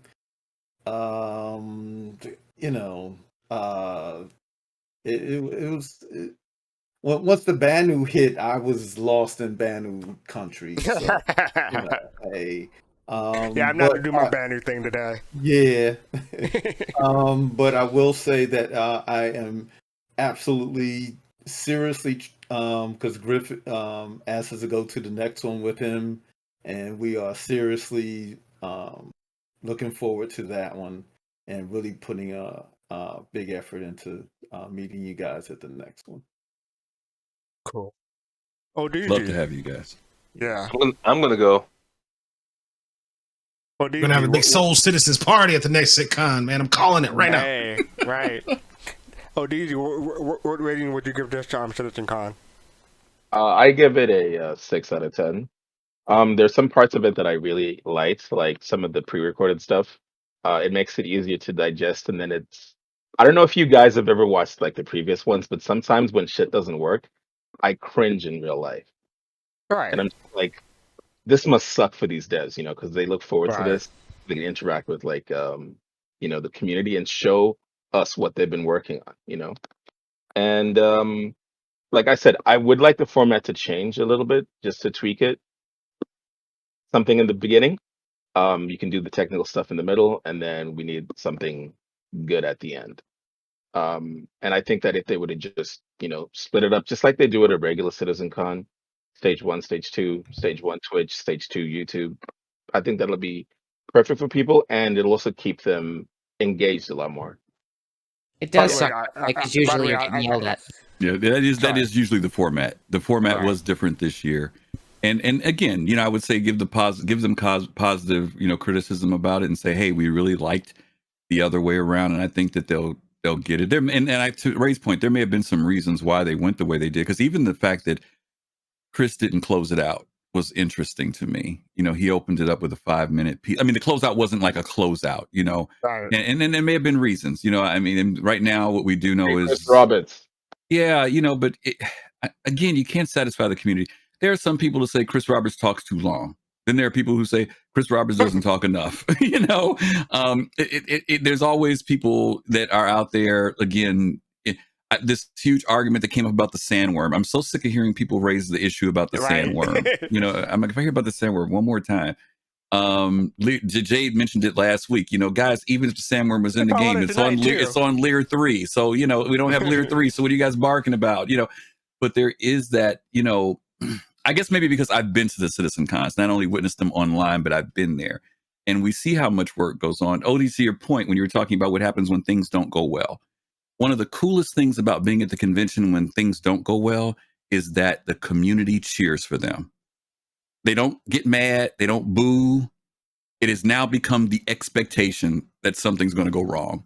And when it does, everybody cheers, right? Because it's like, it also shows that it's real. Because here's the other side of the coin. When stuff went smoothly, all the critics said it was all faked. Even now in the community, we have people talking about stuff being faked all the time. Even to this point, even though the guy's sitting there on the computer working, I mean, you can watch him. They have a camera on him. Show at the convention. They don't usually show this on the screen. They'll put a camera on him so we can see him moving the sticks and touching the keys and doing it. And you see it's in correlation, and yet and still, they're just faking it. Or it's a cinematic. It's not real. Am I the only? Oh, sorry to interrupt you, but am I the only one that thinks that when things do go wrong, it shows honesty from CIG? And that's what everybody says. You're right. That's You're why I thought it was absolutely very. right. That's why I thought it was very attractive to back in the game, is that they're able to show a demo, even with the bugs and the problems, that knowing that it is in development, that shows a lot of honesty, and I thought that was very refreshing. You know what else the videos don't show is when Chris is up there cussing when stuff don't go right. Except that one time. No, right, that one time, right. No, seriously, This when is you're bullshit. there, they cut it out of the YouTube thing, but Chris gets mad because Chris he knows that something can go wrong, but when it's something that especially like when he says that we went through it in the rehearsal and it didn't, or something happens, you can see it on his face. He's not happy. And obviously so, because when something goes wrong, then the outside people criticize it, right? And then they go back into it's nothing but a tech demo mode. You know what I mean? So I don't even understand that criticism though, because people can watch like a trailer or whatever from like EA or Ubisoft and lose their minds. Okay, yeah, it's pre-rendered, right? Right. And then you watch something from CIG and you're like, oh no, this is fake. How? What's the logic behind that? Like how? Yeah, I'm and actually another quite thing I think turned off by a lot of those trailers that a lot of game studios show that's pre-rendered and pre-recorded, because most of the times, to me, those games don't really fully deliver on what the trailer shows. Mm-hmm. That's exactly the point, right? It's misleading. Yeah. We have people in the community right now who have big platforms saying quite literally that the demo that they showed was fake because, and I quote, there was no HUD elements showing mission logic. Yep. Yes, I saw that too. Yep. And I'm not going to mention because It's no a couple. drama, right? It's a couple who said it. You're right. Yep, I agree. And I'm like, you have no idea what you're talking about. I'm sorry. You don't know what you're talking about if you say that was faked. And like, oh well, the NPCs weren't reacting. You mean the NPCs that were shooting at the player and running and hiding? You mean the ones that weren't reacting because they were getting shot in the back of the head? Those NPCs? Or are the ones that were shooting during the run and gun version? Like, it's just the level of dishonesty and disingenuousness that's even in this community still continues to boggle my mind 9 years later. Yeah, exactly. Why are they A lot complaining of about it is- HUD elements missing when the character wasn't wearing a helmet? Right. Exactly. Like, There you go. did they not There you go. understand that if you take your helmet off, you don't necessarily see HUD elements? You're And exactly right. they criticized the damn Sandworm demo, but you had HUD elements in that. So which is it? The HUD elements were faked in 2016, and this, come on, people. Now, If they love the Wise game, up though, just they a really little bit. do. All They really, right. really do, no, though. I do. Now, I do But remember during the wait. watch party that we had. We were talking about that when they were trying to reload the. I think it was a Coda pistol. That it wasn't reloading. So I do remember there were some HUD elements during the demo playthrough. Mhm. So I think what a real lot quick, of I people wanted to thank Papa Doc. I don't think Papa Doc 10 for the 11-month subscription. Thank you very Yeah, much. thanks, Papa Doc. And I think we could try to rapid fire the rest of the way. So we just say what rating. Oh yeah, I'm sorry. We got all You would give. sidetracked. Sorry about that. So I think we're on to Colorado. So what rating would you give this CitizenCon? So I would only deduct 2 points out of 10. I would rate it 8 out of 10 because of how because of the pacing, right? But everything else, I think it felt like some good knowledge. So at some points, it felt like a little too much, but I didn't complain about that. And it like their format, of course, we've heard some really fabulous suggestions for next time, or from many of the panel members here.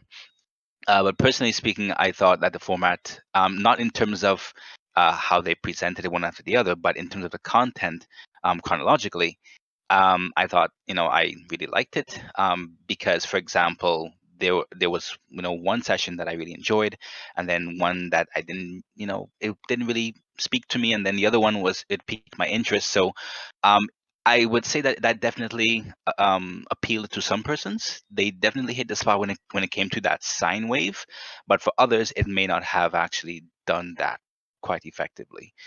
So as a result, unfortunately, that's where you'd find that kind of feedback sometimes. Even though all of us, I'm sure, would have enjoyed the content, it would unfortunately never satisfy everybody. But yeah, in terms of my rating, I would definitely give it an 8.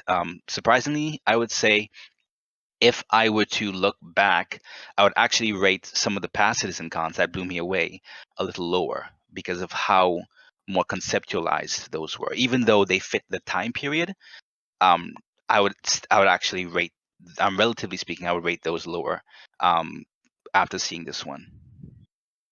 So yeah. Colorado, I don't know if you're looking at the stream, but you see me looking at you right now. I'm looking at you because I'm going to say this. I love you, but your definition of rapid fire is way different from mine. Rapid fire, folks. Jade. I would have to rate it an 8. I'm going to go An with 8? Rain and Calradi on this. And I rated that because I believe so I just, for full disclosure, I started backing the game in December 2016. The first CitizenCon I ever saw was the 2017 one. I've since gone back and watched all of them.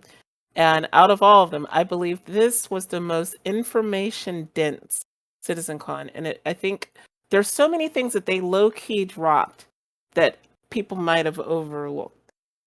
That this CitizenCon to me, I give it an 8 just because I want them to have a ceiling, something to go for beyond this. But I'm pretty happy with what we got.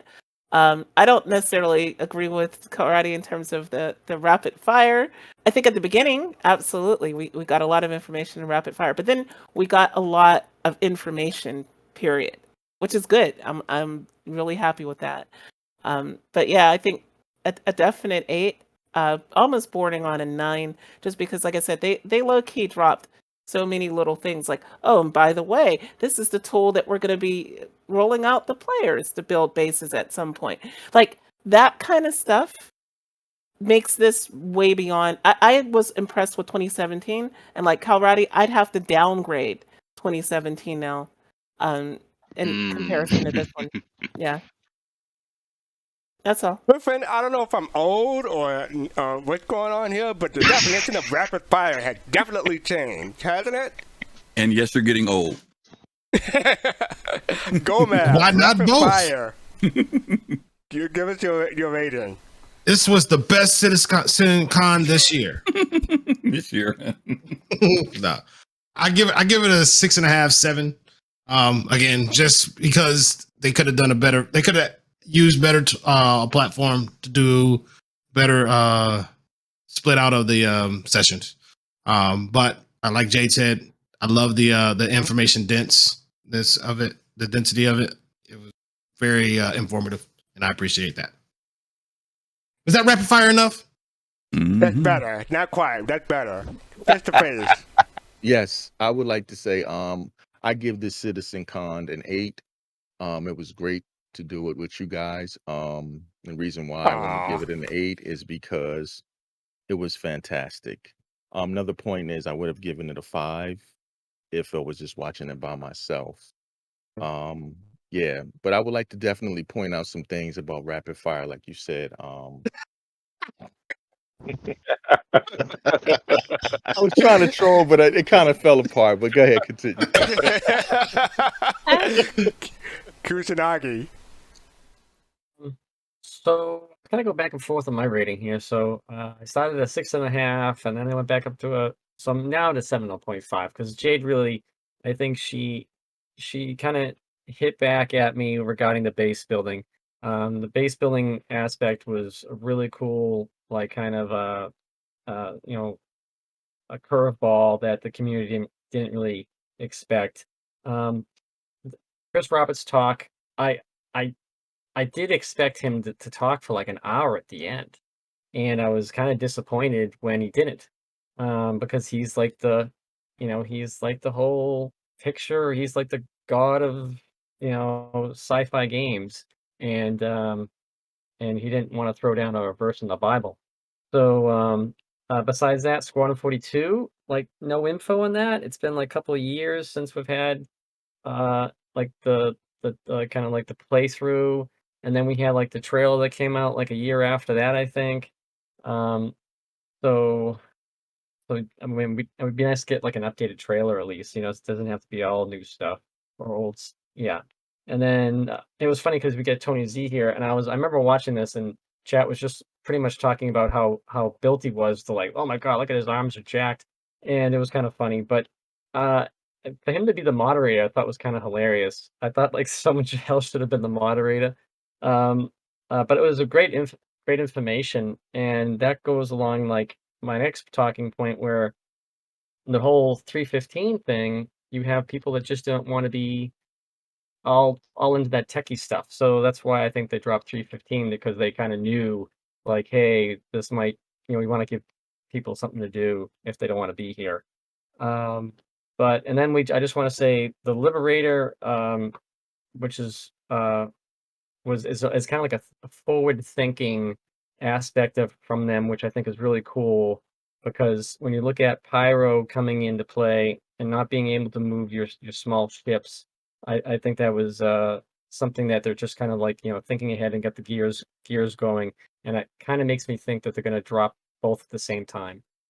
But for those who haven't checked out the previous CitizenCons, I suggest going to Soul Citizens, and they have them there, and you can find that link right there, and go through their videos, and you can watch along how they watched it. So yeah. Okay, Kusanagi, you redeem yourself at the end by plugging our YouTube channel. So You like that? good job. He was smart about Good. it. Remember to and please subscribe. Griffin, show them how it's done. Rapid fire. He had it. Yeah, my numbers are going to be 7.5, and it's not because of anything to do with the con per se. It really does have to do with what a convention is, which is not just information, but it's community and people. I missed seeing you guys this year. Exactly. I would have loved to have spent time with you all and sat next to you and went to the bars and just had fun and took it all in. And that was what was missing with the convention, at least with CitizenCon. As I said before, for those of us who went to the 2016 convention, which was considered the most disappointing of all conventions, I would have never traded that trip because getting together with the community made it just as fun. And I was looking forward to this year being able to hang out with everybody in the Soul Citizens team, plus people who watched us over the last year. So it was a bit disappointing that that aspect, the more personal side, wasn't there. Not to mention being able to sit with and talk to the devs, to stand in line and get your latest copy of whatever signed by Chris, or seeing Sandy, or, talking to Todd Pappy. I mean, those things are the other part that make it really important. And the reason why I'm saying this now is because if this game continues to grow and expand, we're going to start losing the intimacy a little bit. And I can tell you for a fact that it's going to happen, because in 2016, when we went, there was only about 800 people. But even with 800 people, you stood in line for 2 to 3 hours to get something signed. 2 years later, it was 1,800 people. And it was more difficult. We were there, Fast Car, till 3 a.m. after the convention ended, like at 6 p.m. No, I'm saying the convention ended around 6 p.m. Right. But we were there till 3 a.m. trying to connect and meet people and talk. So imagine if this convention grows to 5,000 people coming, or 6,000 people coming from all over the world. It's going to be physically difficult to be able to see people, meet people, hang out with people. So I'm trying to suck it all in now while I can get to know the people who've been a part of the last 8 years of this project. And hopefully as time goes by, I'll still be able to connect with other people. But I really would have loved to have been with you guys. And like Fitz said, sitting in the room with you guys was great. We didn't plan on doing that. Originally, we all said, hey, everybody can go hang out with their org and their friends, and we'll talk later. But we ended up gravitating together still, which was unexpected. And we had a great time laughing and listening together. So that 400 came up. I said, screw it. I'm going to join the channel and talk to people. So that was the only reason why I downgraded. It wasn't because of what we saw, but it was that personal element which was missing from a convention that I wish we could have had. I have to say the favorite quote I've heard during that whole thing that we had was Colossal, when he said, I got to put all my adult diapers on for the banning merchandise. I just want to say, rapid fire, adjective, especially if something said in dialogue or done in sequence, unhesitating and rapid. That's all I'm going to say. Hey, wrap it up, Fast Car, you take it too long. For me, I'm going to spend the next 5 minutes going, no. I originally gave this a 7 on Captain Table on Sunday. I'm going to upgrade that to 7.5. Because some time and, some sleep help me and talk with more people about it. I'm gonna give it a 7.5. The first 2 hours or the first couple of presentations were great. Tony Z's and Rob Reininger and everyone else was great. For me personally, I'm just saying, for me personally, the middle stuff was just a drag for me and it put me to sleep. So yeah, 7.5 for me. You can't go to Bar Citizens anymore because you stay up too late and drink too much. So you need to not go to Bar Citizens the day before. I'll keep that in mind. Thank you. We had the update. Let me pause this real quick. 314 postmortem, but I think I'm gonna just. Was there anything quickly that you wanted to cover in this, Griffin? Nope. Let's just keep on rolling. All right. So do you have the machinima? Star Citizen Machinima Overclocked episode 4. So I don't think that we need an introduction for this because we're pretty much. This is the last episode that they've produced so far. We'll see if there's a 5 or whether I haven't get a chance to watch it. So I don't know if it wraps up after this or continues, but it's a continuation of the story we've been watching for the past 2 weeks. So 3 weeks. I haven't seen any of it, and also I have another panel to be on. Okay. So much love and light and warmth, and yeah, this has been fantastic. Thanks for letting me be on and be a part of this. Thanks for hanging out with us, Rain. Appreciate it. Oh, shit! And my turn. To what I was asked earlier before the show, I will still pop on.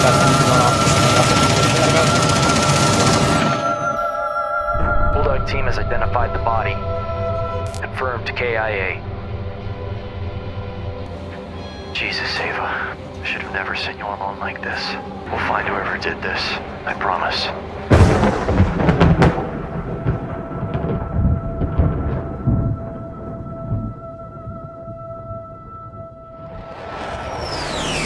Albatross, this is EE Ops.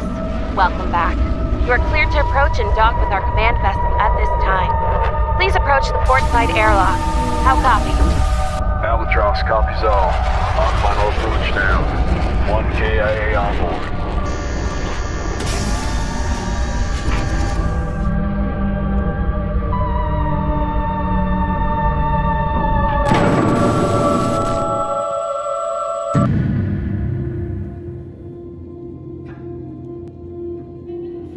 Sorry to interrupt, boss. Just wanted to inform you that Ava's remains have been properly stored and our transport team is prepared to deliver them for cremation at Lorville per her request. Thanks, Nettie, but I've changed my mind. About? I'm going to deliver her remains myself. It's the least I could do after getting her killed. These things happen, especially in this line of work. She'd still be alive if I knew when to quit. Her father saved my life only to have me lose hers. I'm sorry. So am I. Unfortunately, that won't bring her back. Or the 112 other people that have fallen under my leadership. For a just cause. You're a good man, Nettie. One of the best we've got. I'm offering you a promotion. I want you to be the next fleet commander of Elite Expeditionary.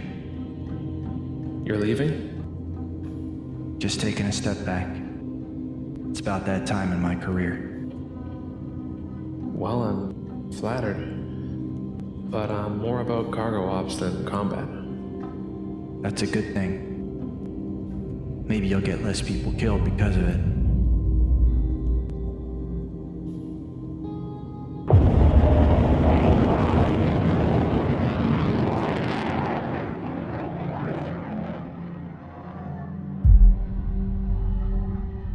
We should be docking shortly, boss. Nomad's fully functional, ready to go in one of the hangars. Great. Thanks. Also, as requested, boss.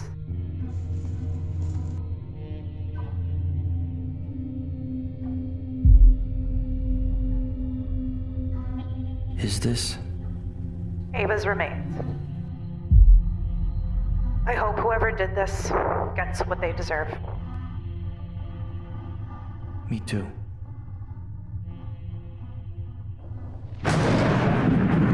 You idiot! You screwed up one more simple task, and now our entire reputation with the other gang is ruined. You better figure something out, or I'll have your circuits rewired. Do you hear me? Answer me, you toaster! Yes, Grifter. I will find another way. Attention, stupid. This is a prohibited area, pal. Stay put while I run a scan. Shit. This fucking guy, parking wherever he feels like. Oh, shit. Hey, you! Don't you move an inch, or you're toast, buddy. Shit. Yeah, this guy is responsible for a slew of murders, apparently. Rolling in a Buccaneer. Get it in the computer. It's about time.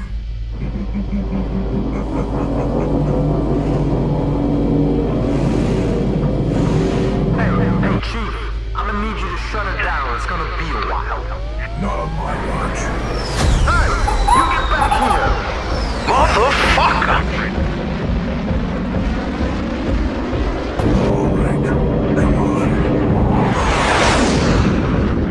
Show me something good. Wonderful. We shall meet again.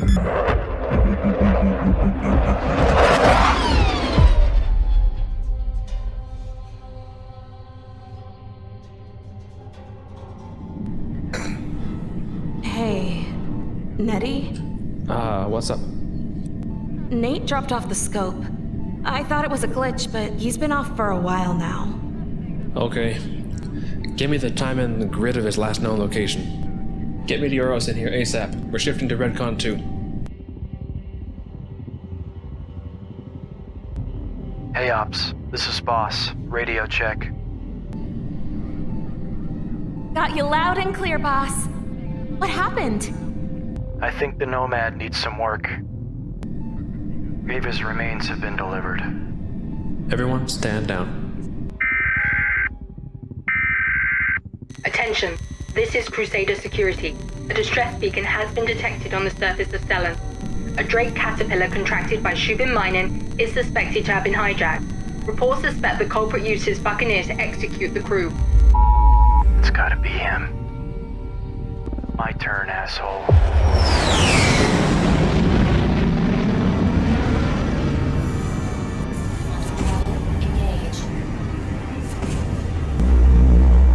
Boss, this is EE Ops. You are clear to approach and dock with the command vessel at this time. I lost contact again.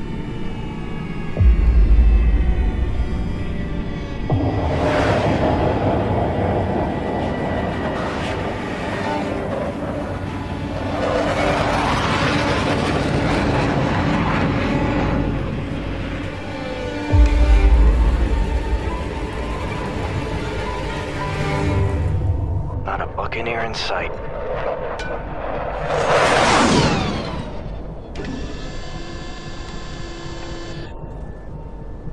Don't tell me I missed him. Better go check it out.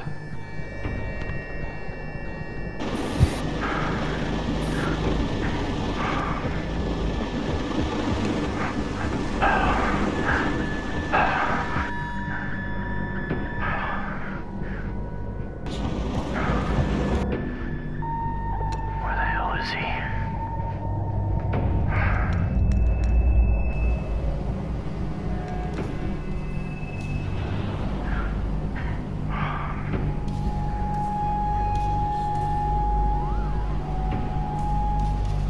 This place is empty.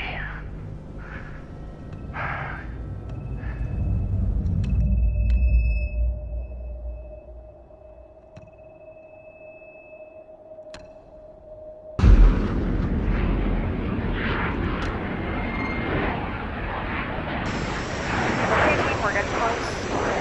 Triple check your gear and stay focused. Gonna be a cold one.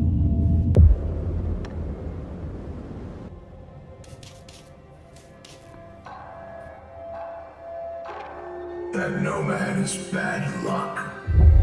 Listen. Quiet. If I wanted to kill you, I would have turned your neck into a crater. At least if I wasn't so curious. Who are you? You killed her. Didn't you? Answer my question. I'm the commander of Elite Expeditionary. And you killed one of my special agents a few days ago with your buck. I'm surprised that there was anything left over for you to find. Fucker. One more wrong move and you'll end up the same way. That Nomad, it's worth a pretty penny if I remember correctly. It's not for sale. Well, it is now.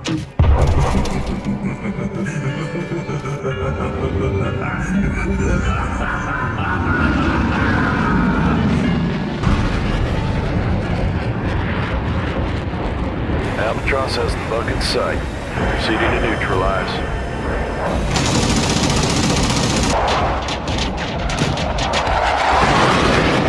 Target neutralized. LZ is clear. Turning inbound for final approach now. Stay sharp and scan your sectors.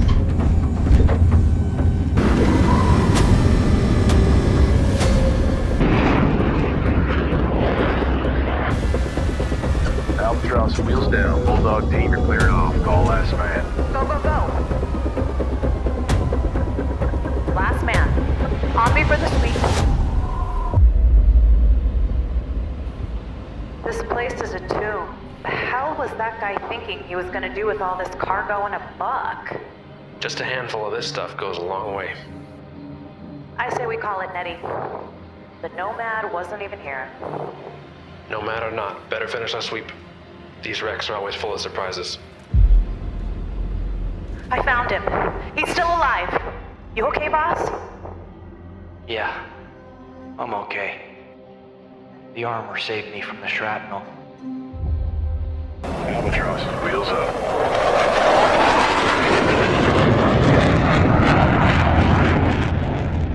Well, I'm glad you made it. Because I wanted to tell you, I accept your offer. I'm ready to command Elite. You the one that organized this little rescue mission? Even got a hot cup of stim calf for you back home. Glad you're alright, boss. No. You're the boss now. Bastard stole my nomad. I was wondering about that. Don't worry, I've got one you can use. It's not special, though. Hey, Nate. Yeah. There's one more thing I think you should know. Lorville reported that Ava's remains never arrived. You know anything about that? I'll handle it.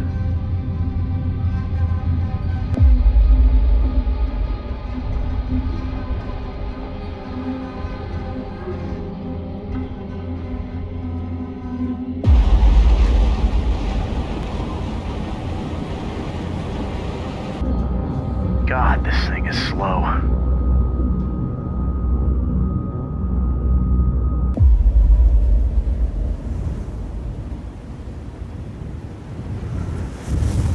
So, how'd it go? Ah, very well. Spectacular, even. Despite this being at the forefront of our technological capabilities, I think that you shall be very pleased with our work. Are you ready to meet her? I'm ready. Ha! Splendid! We have managed to save much of her neocortex, and a lot of her personality is still intact. Incredible. And even though there was sufficient damage to her gray matter, we were able to supplement with artificial intelligence. And yet she is still very much human. Ava, how is your day going?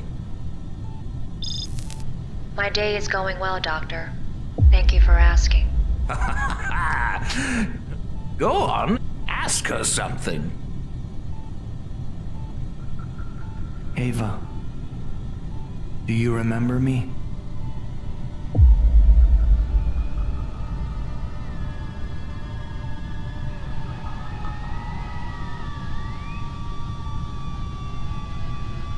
Do you know my name?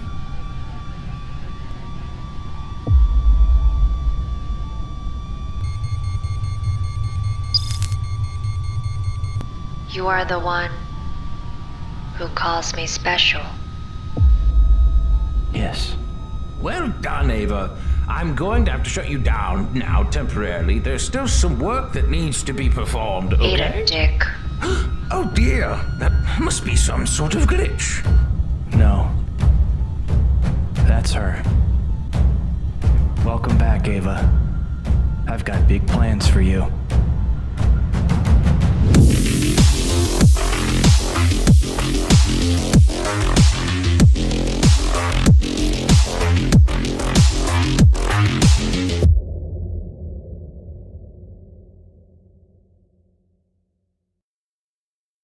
Alrighty then. Wow. Wasn't expecting that. I had a feeling. Yeah, I was. That didn't surprise me one bit. All right, let's go in order. So, Kusanagi, what are your thoughts? Yeah, I didn't see that one come in at all. I that was kind of ridiculous. I mean, I was gonna start with like, oh, he had a great, great sound and editing, lack of and stuff like that. I guess I'll go with that. So like the beginning when it starts off and he's like at the cartography room and there's no sound, I thought was amazing. And when just like that the second commander becomes the commander, when he's got the woman at the station, the radio station, and they just like lock onto his eyes. He's just there, kind of staring. It's stuff like that that makes this fantastic, and the ending was just yeah. Robin Maru, thank you for your 7-month subscription. We appreciate it. Thank you. Thank you. Face to face, what are your thoughts? I kind of felt it was going that way when I saw the box. You know, kind of What's felt in the it was box? going there. Yeah. And when he asked him, where's her remains, I confirmed it. I was like, oh, there it is. Yep. It's cool. That's cool. Ain't nothing wrong with taking from inspirations from other movies, You know, 7.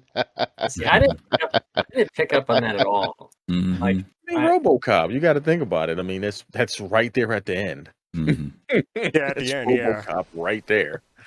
You know. So I mean, it's cool. All right. Go Mad, what are your thoughts? Couple things.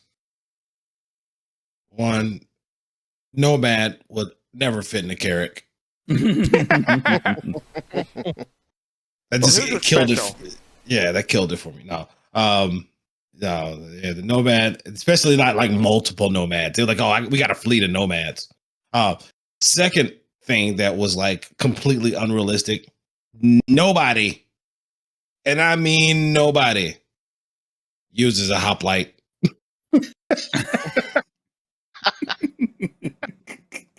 I was like, I swear that's the first hoplite I've seen like in use ever.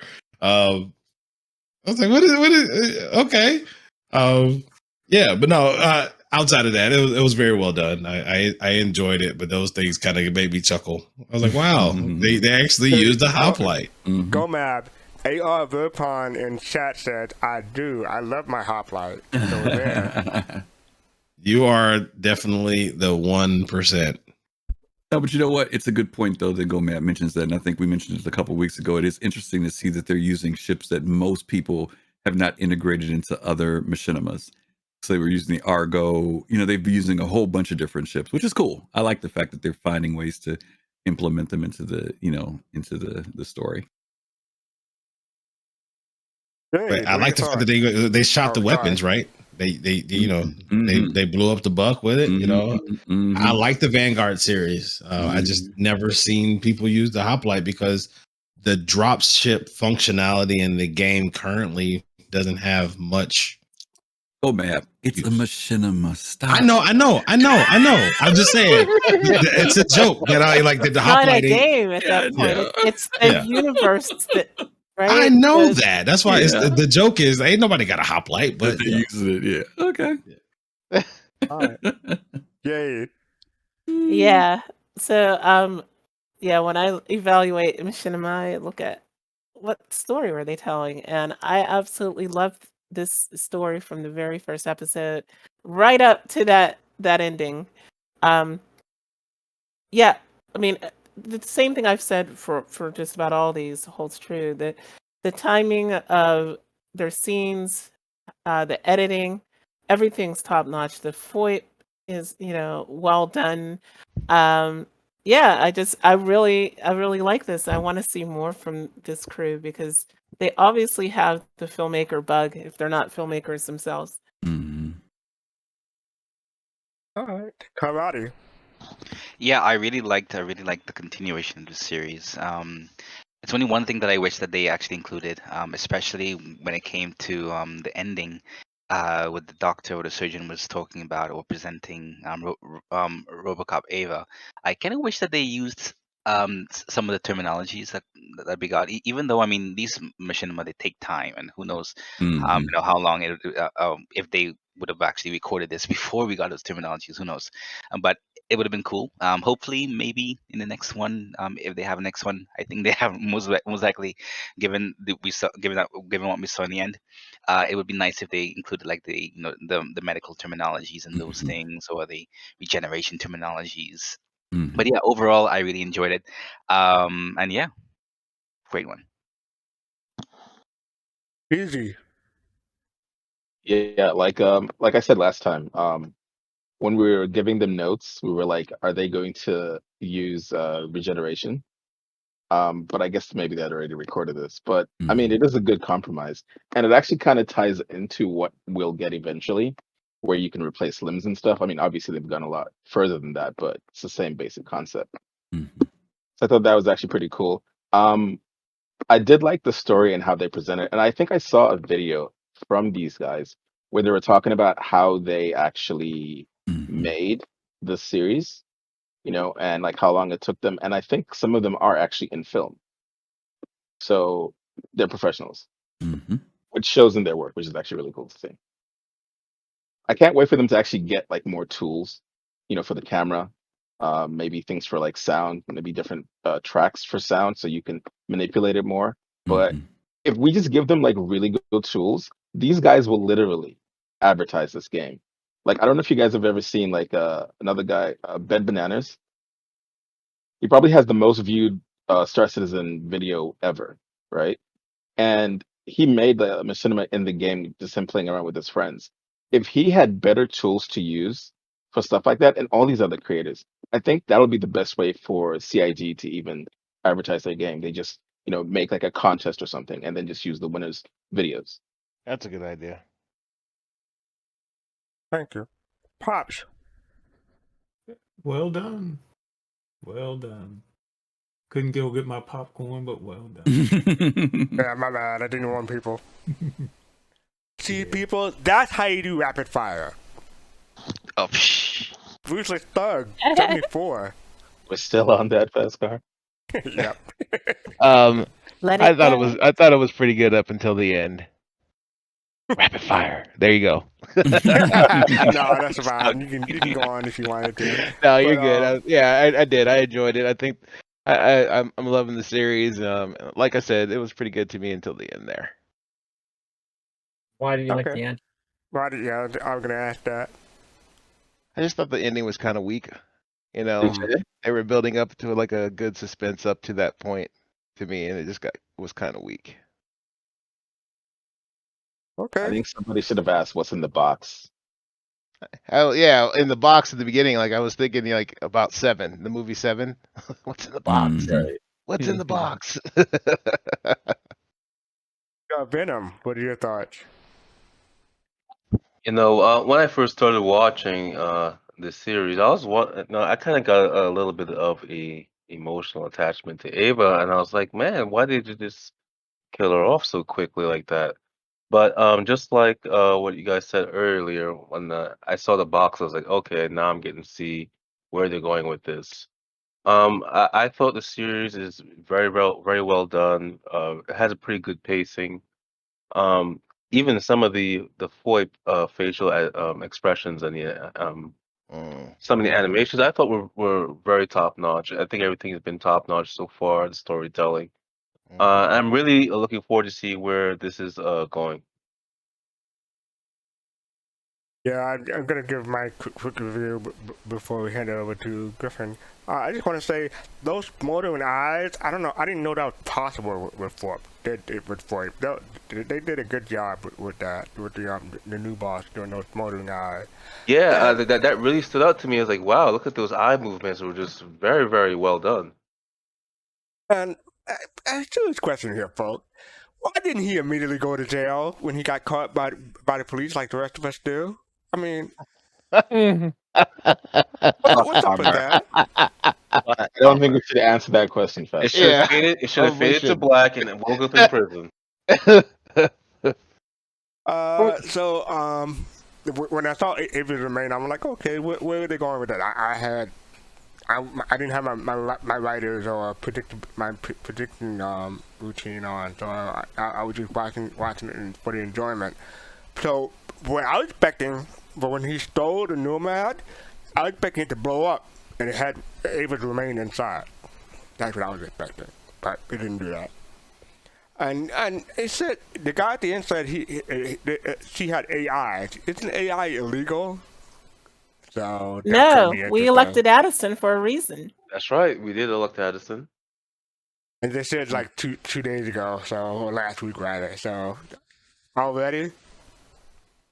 Yes, that's yeah, part. we ain't sticking. It's never too soon for AI. So before Griff, if you're done, fast cap, before Griff goes, I just want to bring up what We Are Venom said, and he's like he got emotional attachment to this character, and when you think about that, and think about Death of a Spaceman, and think about them talking about how they lost 125 people or whatever, none of that happens because of this regen thing.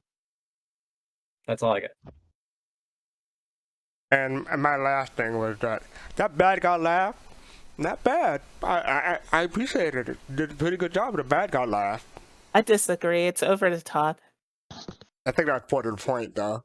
Yeah, but it just it kind of takes me out of the immersion of it. Like if it's too over the top, then it's Drink. like, okay, now I'm watching some cartoon. Well, and then it really became a cartoon when Ava showed up again. You just call him Gargamel. Those are my thoughts. So, Griffin, Well, I take haven't over. seen that in a long time. Right. Yeah, I mean, we could be repeating the same old stuff. Great on the production value. These folks know what they're doing. They're very good. It's continued through each episode. The thing with Ava at the end the only thing that bothered me about that was not that it happened as much as it was I saw it coming. Most of the time I haven't been seeing how they're going to end it. This one I did feel it, and it didn't bother me. It was just like, I think I know where they're going to go with this. That was kind of how I felt. I will go back to what Kusanagi said. I will agree. I actually chuckled when he was standing in front of the radar globe and he raised his eyes up and looked. That was amazing to me. The timing on it was good. Again, the unexpected aspect of FOIP working very well. And it was a moment. I was like, wow, that was perfect timing on that. So then I started thinking, it's not just the writing, it's not just the cinematographics, but now it's the actual acting. That's good. Camera angles are great. In a way, I was kind of hoping that this last scene that we're looking at now with the doctor was more of a black market version of them getting her. I don't know if it is or whether this is the legal version of him doing it. But I felt he was up to something no good when he, went through the whole thing of going silent and then claiming that, the package had been delivered, even before they mentioned it was gone. I said, okay, something's going on here. He's doing something. It'd have been great if that was at Grimhex, Yeah. Right. Isn't he a military contractor though? There's people in the Star Citizen universe that aren't necessarily grimy criminals that do. No. things that- yeah. No. I'm not saying it from that perspective. I'm saying from the perspective of her wishes was that she'd be cremated. And evidently it wasn't, this is a part of her wishes. He's doing something out of his own personal guilt. So I kind of felt like, him going more toward the darker side to do something like this would have, to me, again, I'm not saying anything about illegal or anything. I'm just saying this is like in a nice brightly lit place. And it's like, he's doing it. And I kind of feel like this is something he's doing because of his own guilt more than her wishes. So I'm kind of curious to see how this whole thing because he talks about how he was able to salvage a lot of her, but there's some parts that, they had to fabricate. And then she does recognize him. She, cusses at the guy at the end. So I'm curious to see whether or not AI is a good thing for Ava later, or whether this in somewhere other backfires. So I'm curious. That's all. I'm just curious to see where it goes. Yeah, I'm very curious to see if Ava is enhanced in any kind of way. Yeah. And Twitch, they're wondering about how she could, paraphrasing, how she could fit in that box. And I'm with Kusanagi. I think she was just folded up, or there wasn't. That was just no. She was created. She was cremated. Her wishes were to be cremated. And actually, the box was bigger than what a cremation thing is for a body. That was way bigger than than ashes are. But it was just something that they had it in because it was a bio box. I get that. That's cool. But again, there's a moral dilemma here because she wanted to be cremated. She didn't ask to be brought back. And so I'm curious to see how they're going to, storyline wise, whether it's going to be a good thing for Ava or become like a Frankenstein thing, for Ava. The thing is, how did the doctor at the end talk about her brain matter then if she was cremated? Hey, it's 2951, brother. How you going to ask that question? No, I'm just saying. to me, I think the parts of her body were in the box, but just not a lot of her. Right, I think so too. Oh, it was a Yeti cooler with a whole bunch of Ziploc bags. You're wondering whether there were like pieces of her in there. Is what you there's mean? pieces of her in there. They kept some parts. Yeah, the cybernetic thing in this. I just wanted to say universe. she's more machine than human now. Yeah, cybernetic limbs, but they kept the brain. Well, they do have cybernetic limbs coming, so maybe she has. Yeah, they do. Maybe she is enhanced. We'll see. We'll see. Cybernetic limbs. I'm sure we will find out. We got another episode to look forward to once it's produced because they've only done up to episode 4, and this was 4. I'm so glad this is continuing. I first Mhm. thought that this was the last one, but I'm really happy they're continuing. Yeah. I also like the fact that they're taking stuff that's not working in the game and making us think it's working. Right. Like standing in front of the cartography thing. You know what I mean? You think it's working. That's cool. I love it. It's the whole thing of this isn't really in the game. This is in the game universe. Mm-hmm. So I think they're we trying can't to get it future-proof twisted. I think they're trying to future-proof the video a bit. Yeah, but what I'm saying is that when I see that in the game because it's written so well, I don't sit there and say, that thing don't even work. You know what I'm saying? I mean, I'm actually thinking it's working with him standing in front of it. I did. I believed it. It doesn't come to my mind that, oh, that ain't working yet, you know, because the story is written so well, you know. Okay. Well, next up, we have this Friday, 8 hours of live DJ from the Star Citizen community, mixing on the People's Radio of Levski. I'm gonna put the link in Twitch chat. Who's running that? I wonder. That would be myself. Oh, really? I'm just kidding. I'm just kidding. I knew it was you. Yeah, go ahead, Jay. Go ahead and give the plug for it. Oh, yeah. So, for those of you who do not know, the People's Radio is Star Citizen's premier and only in-lore, totally role-played, radio station. We actually use professional radio station software that real radio stations use in the real world to mark our return, because we went on hiatus in 2020 and part of 2021. We are coming back with the live mix show that we would do every Friday night. And this one is extra special because we got 8 hours of some of the best DJs from the Star Citizen community. So I'm sure everybody here is familiar with Fast Cart from the Base Radio, the Huntress from Radio Free Outer Haven, News Soul, which is Pops and Fist, and myself, DJ Sky, and Frankie Hollywood will be doing a techno set. I'll be mixing. It's going to be a journey through all phases and genres of house and into some other stuff too. So definitely stop by. The time is in UTC, or Standard Earth Time in lore. So yeah, definitely stop by. The peoplesradio.space is our website, but you can find us on Twitch at twitch.tv/the People's Radio, and also Mixcloud Live, as you can see there. Oh, can I also add to it that Fast Cart is headlining for New Soul? Yes. We are the legendary ones. Thank you. Appreciate it. Wait, is Fast Cart now part of New Soul too? No, I said he's okay. headlining for us. Yeah, he's definitely he's opening act. That's why his name comes first. Exactly. Yep. Left to right.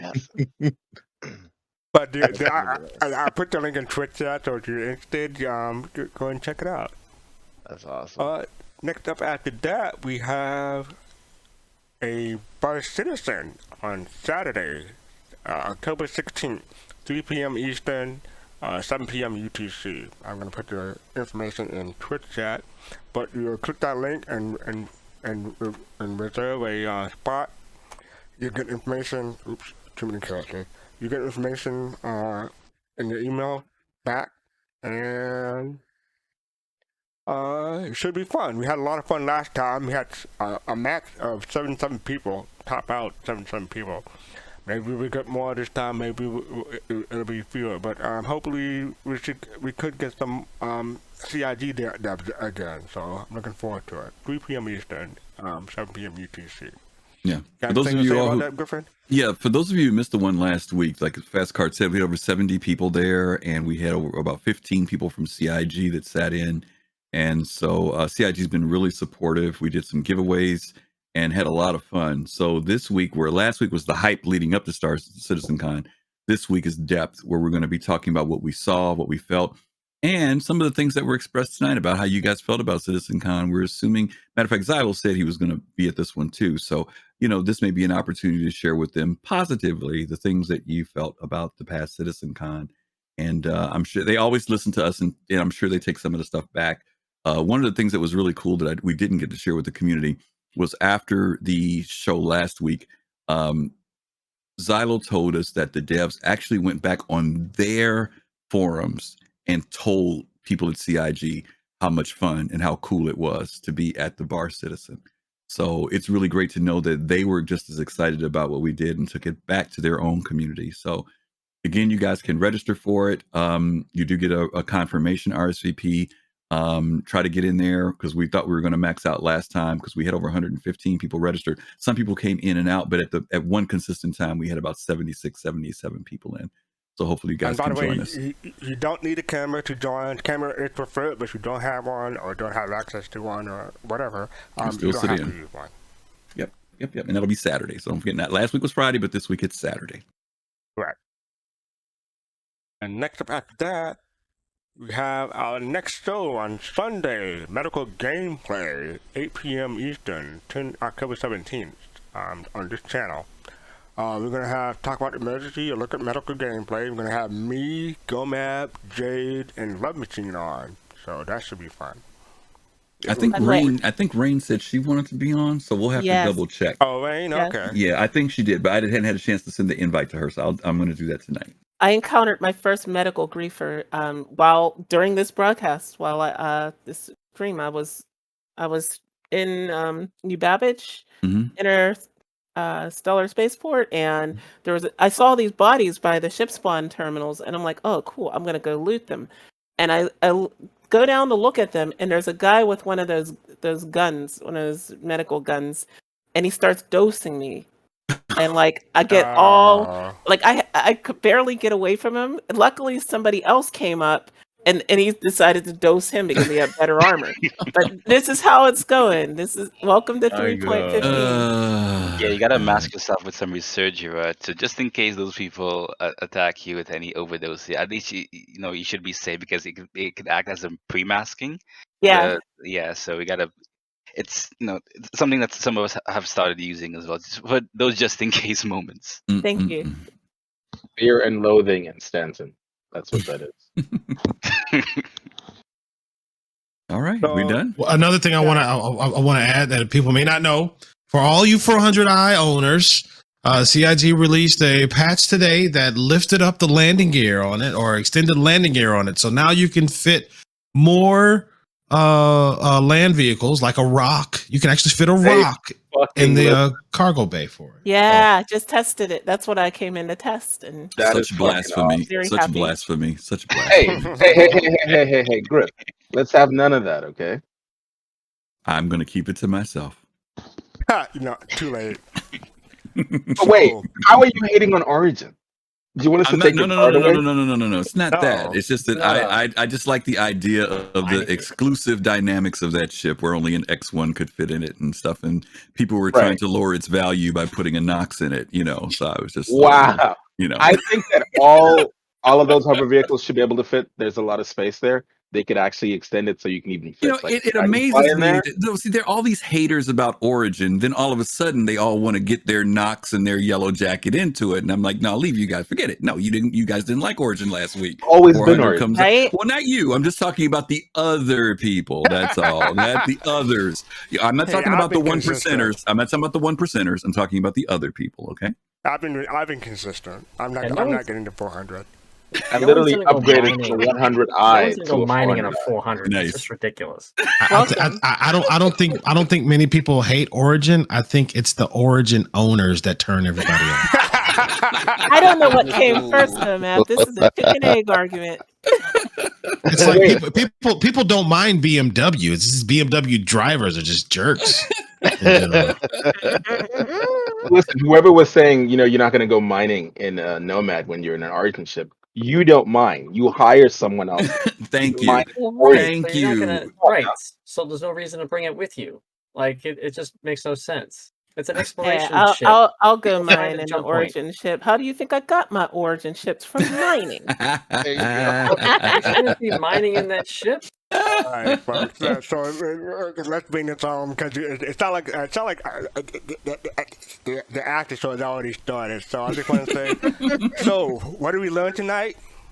We learned Origin owners are jerks. We also learned the definition of rapid fire. Yes, the meaning of rapid fire. Let's talk about rapid fire, okay? I just want to say, you can follow us on social media, on Twitter and Facebook and Instagram. Check us out on YouTube and Soundcloud if you happen to miss the show, and give us a subscribe there, and follow us here. We appreciate it. We're gonna raid B Mongo.